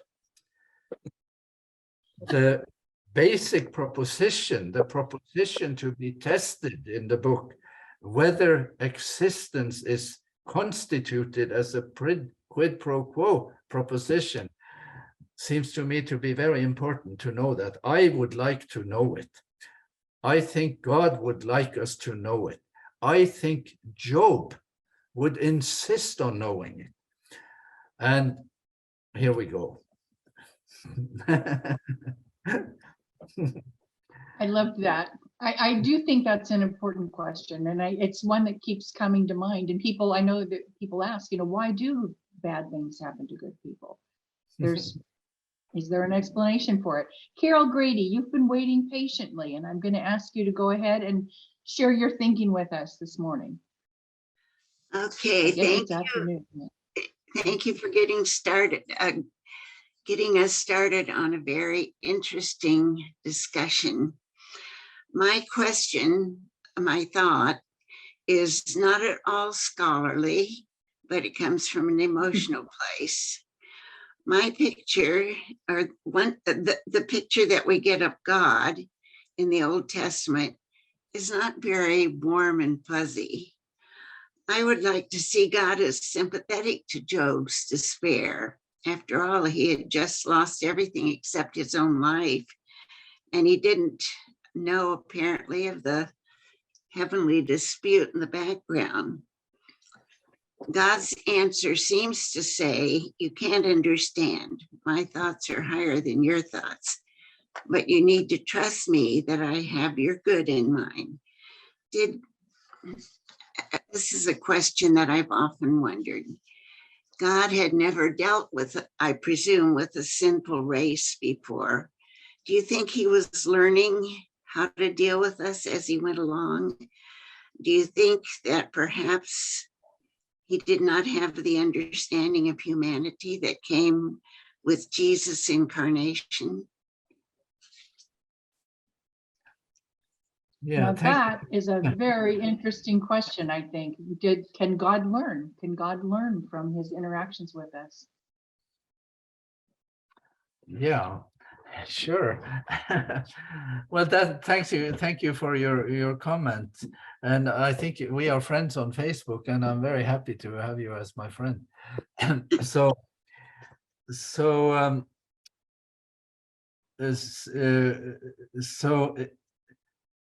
Job wants God to talk to him, and he doesn't get a hearing. He is proposing to do a lawsuit. He is in fact suing God. And in some translations of 42, 1-6, when David Kleins, for example, says, I submit, it means I am withdrawing my case. I am taking it back. I am dropping my lawsuit. But Job means that it didn't go anywhere. So that is not such a big concession, maybe. Job's friends, they think that Job shouldn't ask for an interview with God. That cannot possibly go well. It will, God, that is just will doom him. And it is difficult to translate the portion on Elihu. And I have heard my friend here, my new friend Ron, say that he thinks Elihu is a very important voice in the book.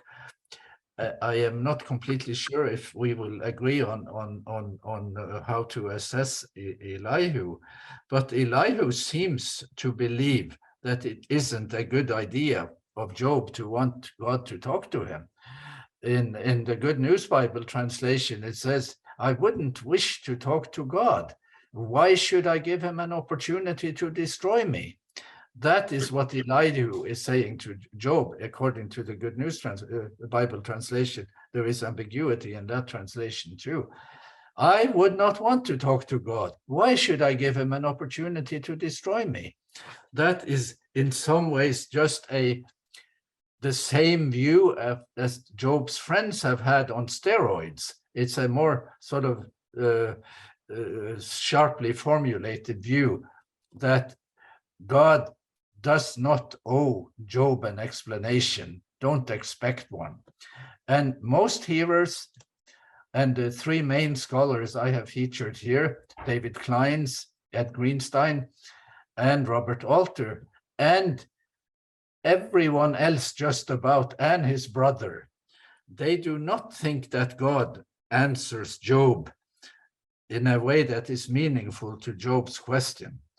Now, here is one scholar who does think so. Little me.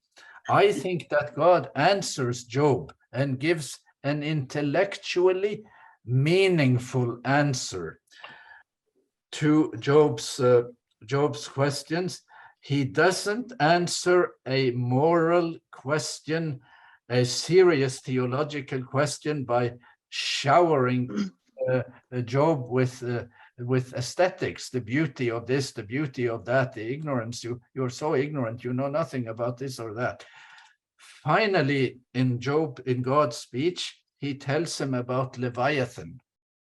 And I have a recent article by another great Job scholar, her name is Van Volde, who takes has a good understanding of the Leviathan figure in God's speech.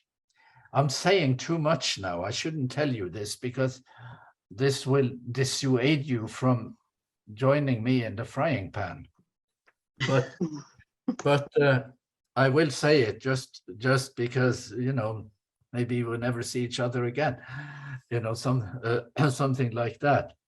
So the character of Leviathan in God's speech from the whirlwind is the equivalent of the Satan in the frame story.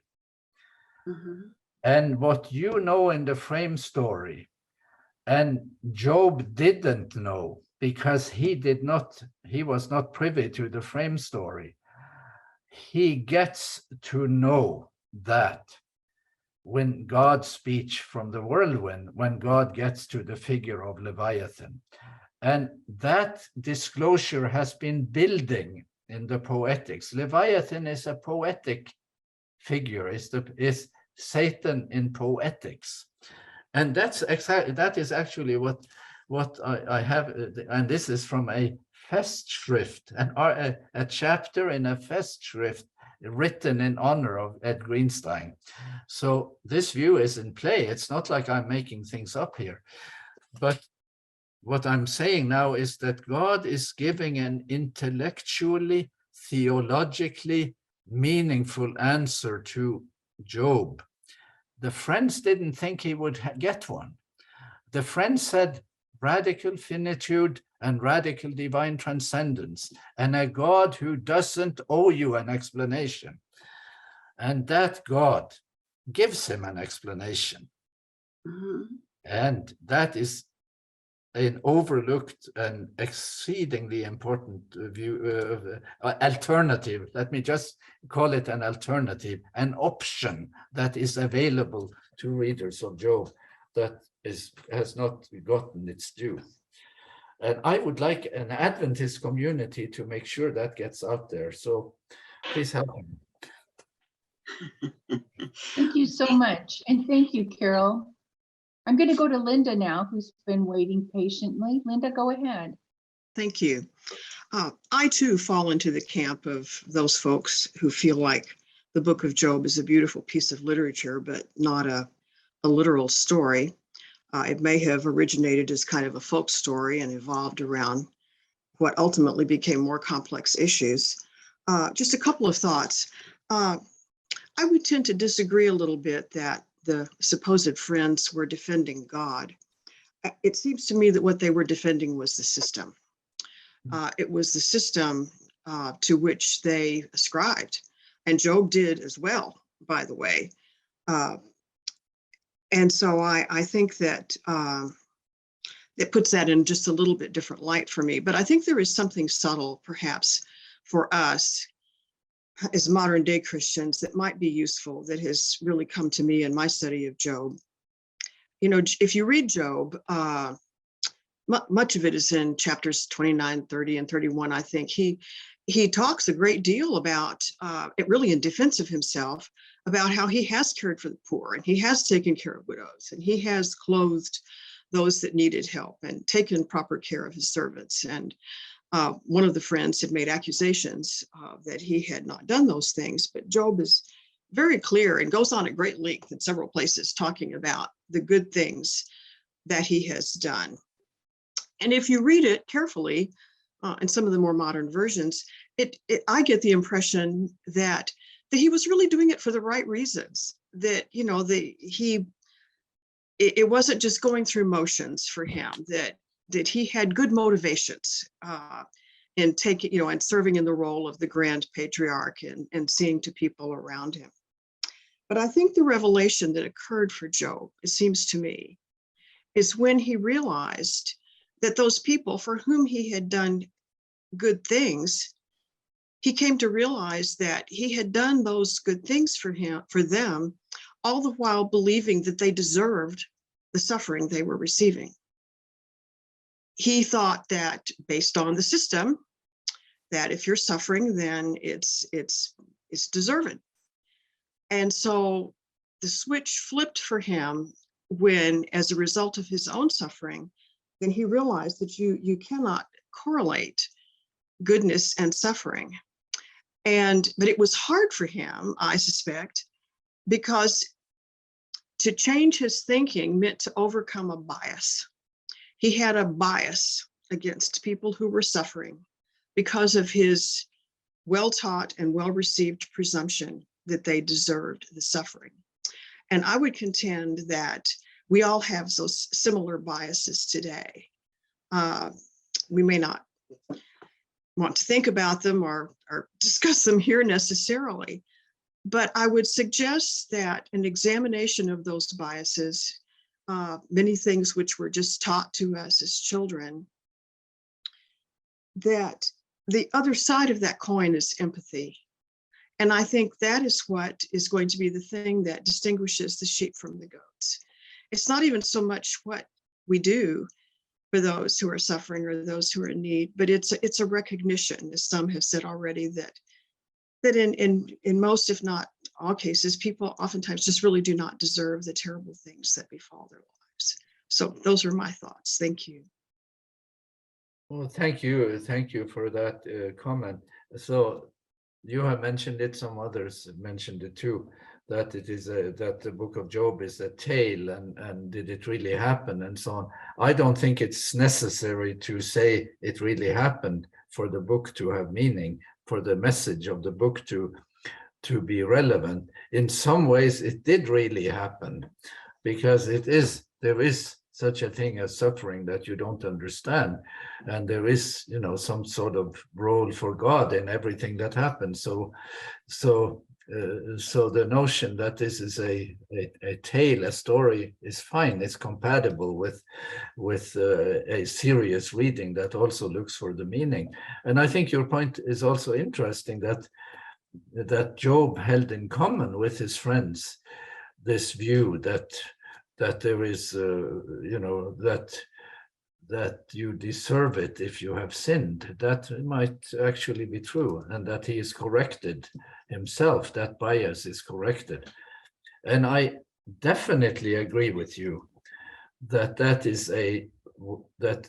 we as believers and as believing communities are afflicted somehow, subliminally, maybe mostly, or if only subliminally, that that someone who has misfortune, or others, that somehow how they deserved it. And if I don't have that misfortune, I deserve that too. There is a line in Leonard Cohen's song, in one of Leonard Cohen's songs, saying, "None of us deserving the cruelty or the grace." It's in a song called Anthem, I believe. And I think he is onto something there. Anyway, I just want to say that I think your perception there of Job as someone who shares with us a tendency to believe that maybe his prosperity was deserved, and yours or my suffering is also deserved, that he is helped to change his perspective there, if that is the way, if I have heard you correctly. Linda, I want to thank you for bringing a really interesting point of view to this conversation. At this point, I'm going to ask Randy Robertson if she'd be willing to offer our closing prayer. We always analogize this situation to being in a church, and this is the benediction. And then from 12:30 to 1, we have people sitting in the lobby or the narthex of the church just chatting after church. And that's where we'll go after our closing prayer. So Randy, if you could go ahead and grace us with a closing prayer. Let us pray. God of the universe, the Almighty, we spend this afternoon in what I think and what feels like the purpose of our community to struggle together, to gain insight and to gain perspective on the universe and on you. And as we struggle, God, may we struggle the way you want us and need us to struggle, to gain insight, gain understanding, gain empathy, and find the path in community that is laid before us. We pray this in the name of the gracious God of creation and the Savior of the world, Jesus. Amen. Amen. Thank you, Randy. I'm going to ask Lauren if you could just give us a little intro on what's coming up. And then I'm going to go to Bill Garber. I'm going to jump over George and people who've already spoken once and just give an opportunity to a couple people. And then if we have time, I'll pick up George and Sue. But Lauren, go ahead and tell us what's coming up. Yeah, I just want to thank If you you're guys there. for this. I just want to thank you guys for this amazing class.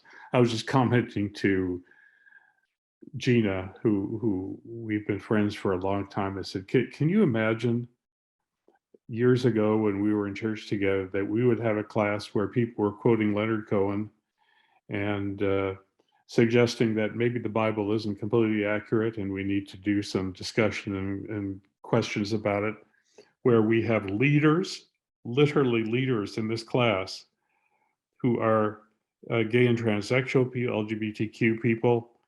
I just love you guys so much. I can't even tell you what a encouraging thing it is to have this class and have all of you here in all these different voices. It's just amazing.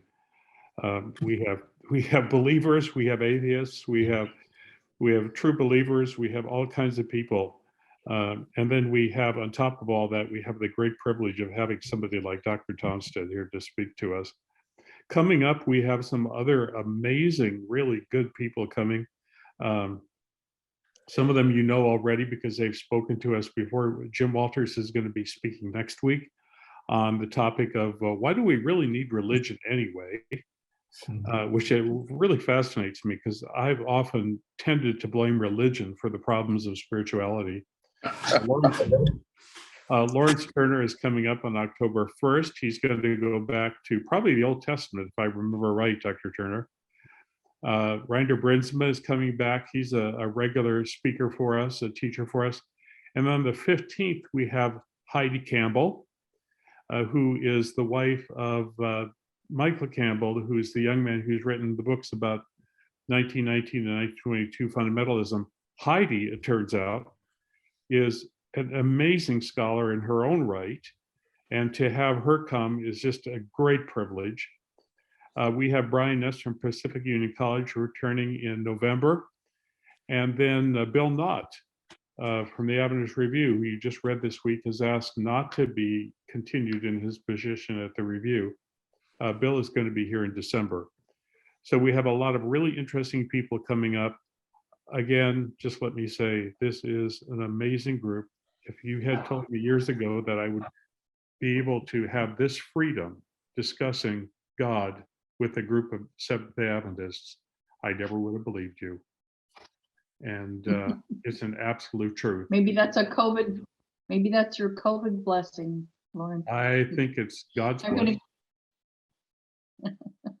I'm going to go to Bill Garber, who's already unmuted. Bill, go ahead. Thank you. I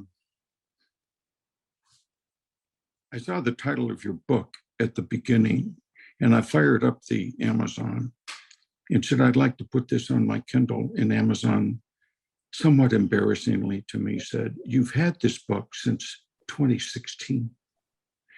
I apologize for not having read it, but something must have happened in 2016 that got me cooking on this.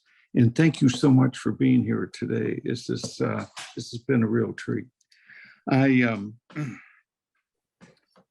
interested in the different translation options.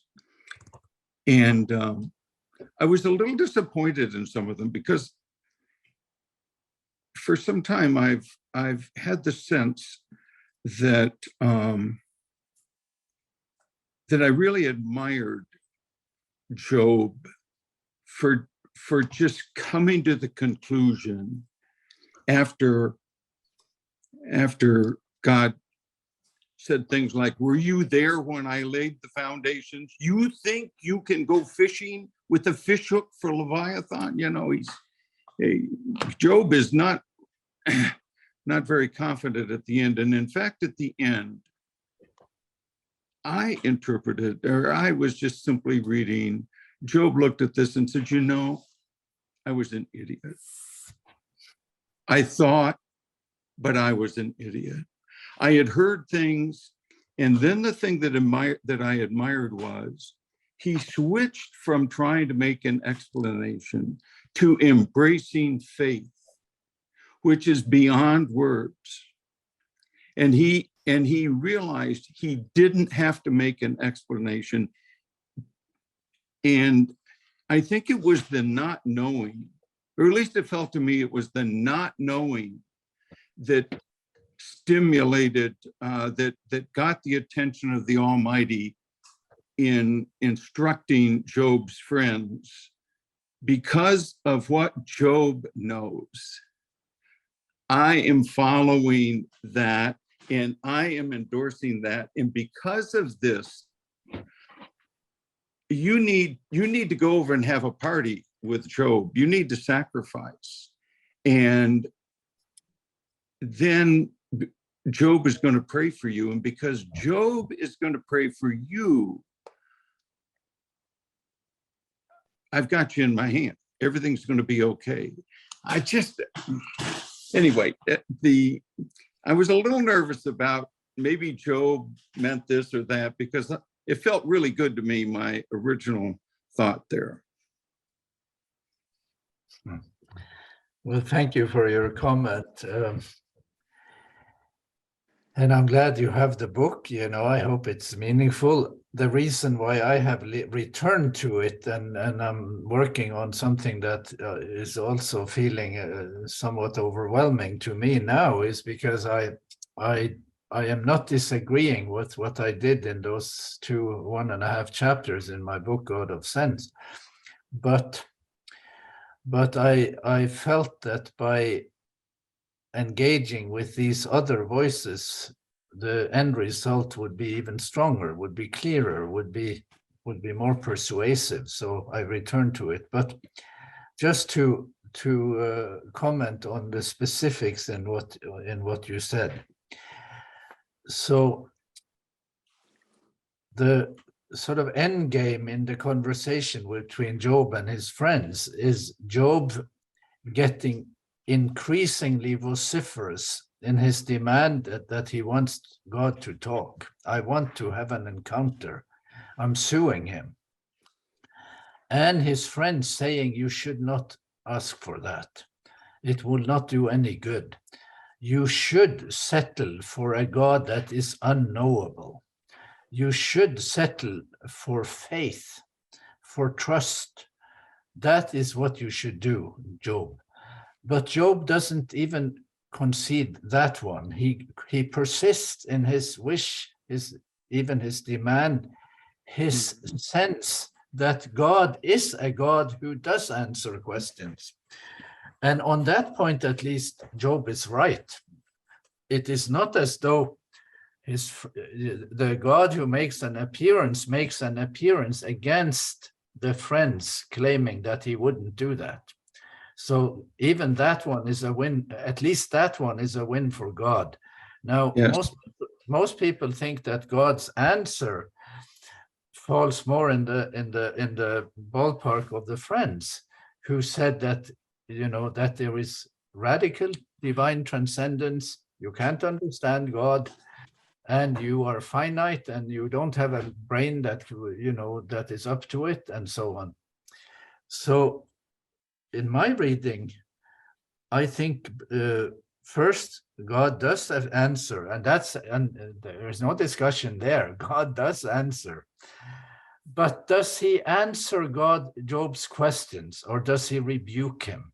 Does he humble him? Is this an instant that some people have called it cosmic bullying, that he sort of silences Job by showing his superiority, his intellectual superiority, or whatever? So the key to the conclusion I have there is what God says about Leviathan, where God says in poetry what the frame story says in prose. And when Job at the end says, "Now I didn't understand that, God, and I am not saying now I trust you, regardless, and you didn't answer my questions. I did not understand what you just explained, and I am now enlightened." So in this day and age, it might just actually seem to be intellectually risky to think you understand something. But I think that Job at the end of the story actually does understand something he didn't understand. And God isn't telling him, "Oh, just believe." That is what the friends are telling him. And that answer of the friends is what God says to Job in the end: "Your friends did not talk right of me, as my servant Job did." So, but all of these are variables. These are moving parts, and how to put them together is, the key. I think I have done something in my book that has merit. I'm not asking everyone to sign on to it, and I am working as hard as I can, very, very slowly, to produce an even better version of it. And I am very grateful for this opportunity to engage with you as such an amazing class. Thank you very much on that. I remember a now deceased friend from South Africa, and he had a wonderful way of explaining something that was special. He would say, that is just too wonderful for words. And I think he was thinking of Job's comment here when he said it was beyond words here, it was beyond language. And Job must have sensed something profound in this experience. And I take it that God endorsed that profundity in some way.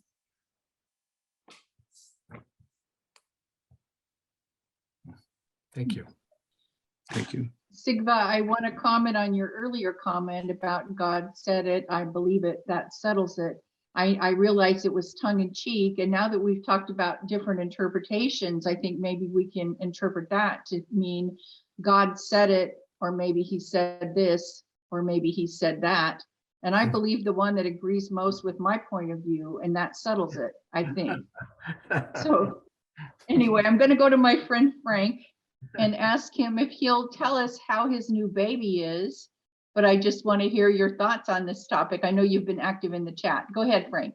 Oh, thanks for asking. Our new baby is beautiful, and we're thrilled beyond words.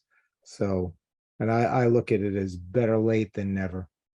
So, so we're thrilled. She's Very happy for healthy. you. She's happy and growing, and that's has brought joy into our lives and challenges, but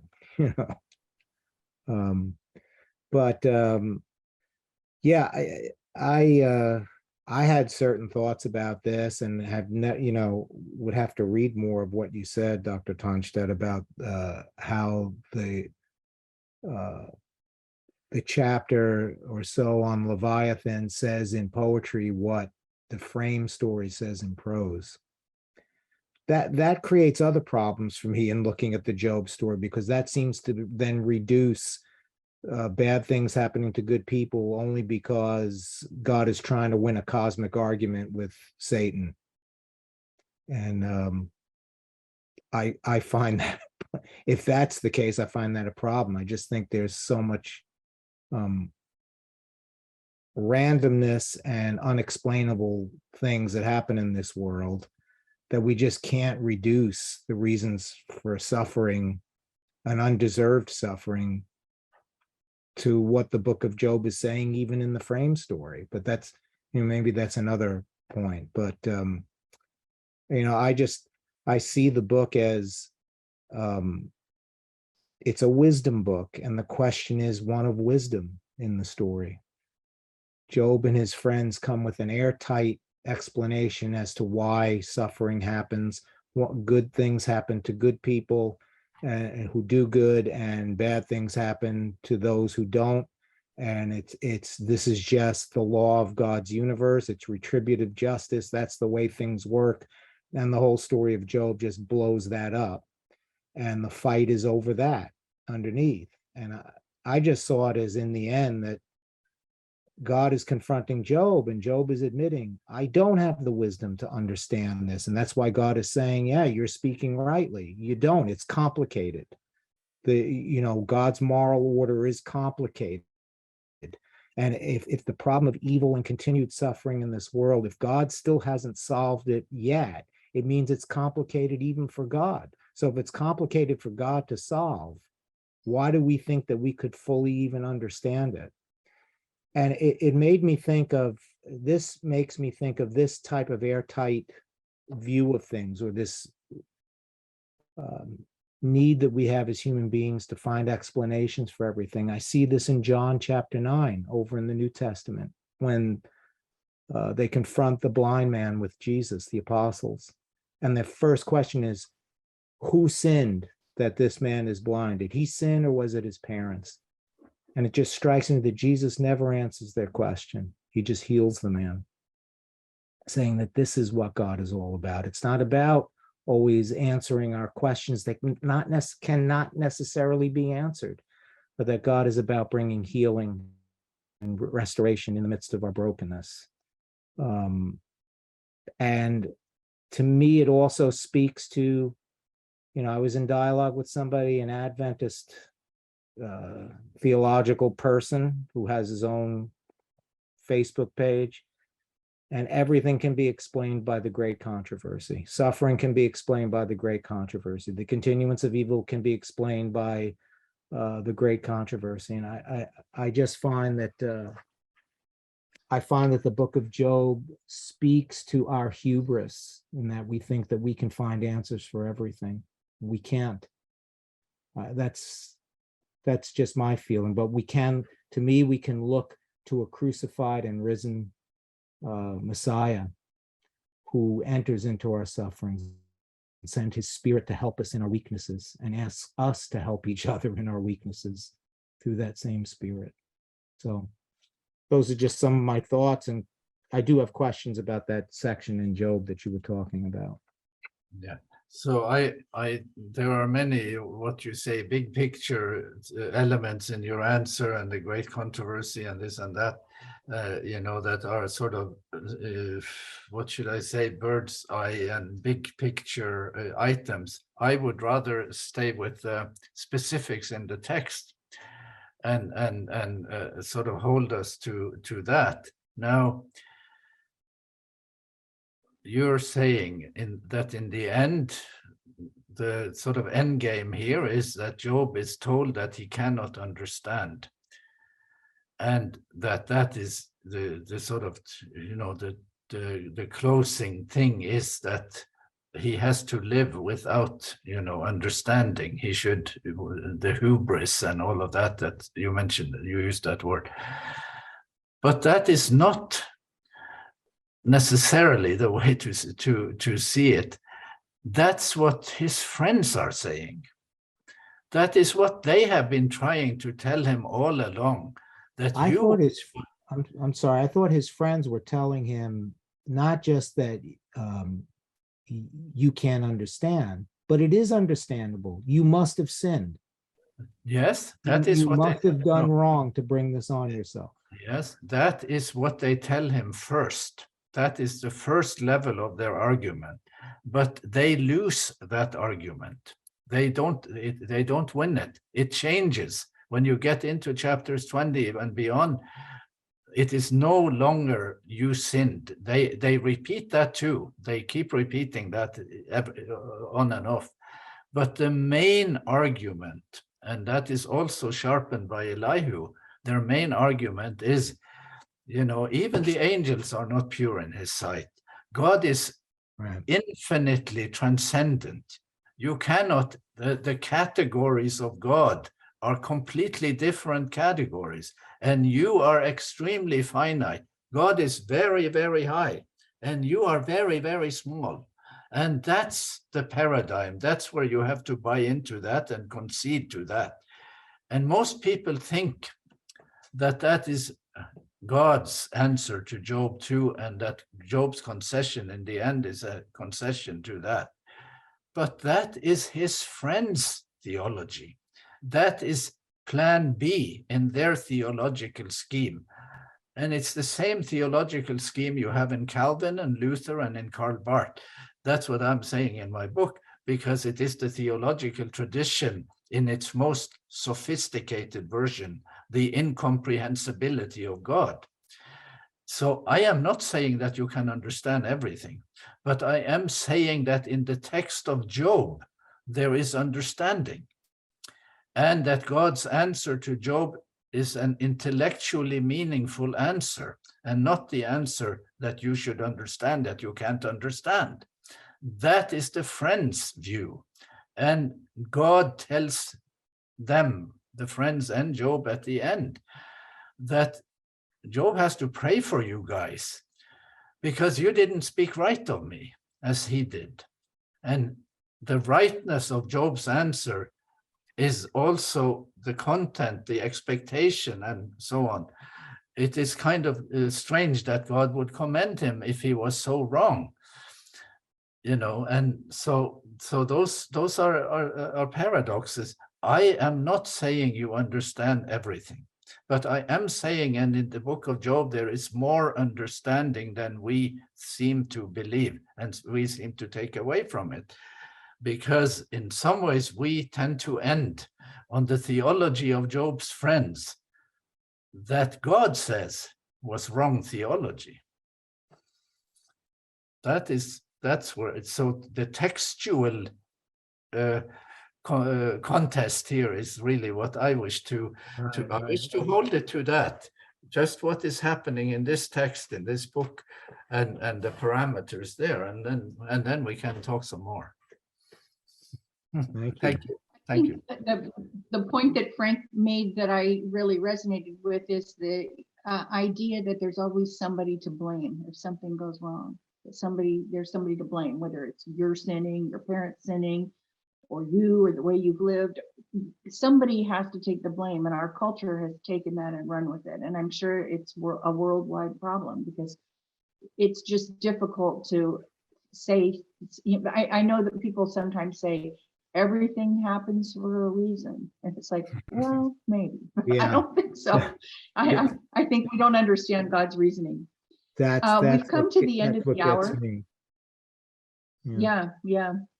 I have a couple more people, and I'm sorry to say we're not going to be able to get to you this time because it's 1 o'clock, but George and Sue, I'll be happy to hear from you next time. And I want to thank all of you for coming. Lauren, did you want to make any final comments?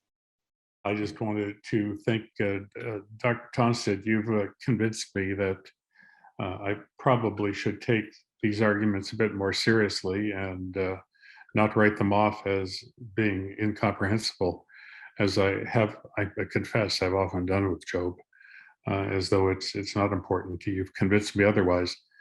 Thank you for that.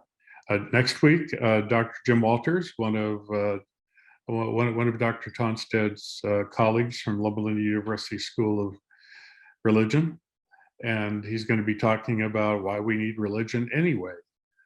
And that should be pretty interesting, because I think a lot of us tend to blame religion for the struggles of spirituality.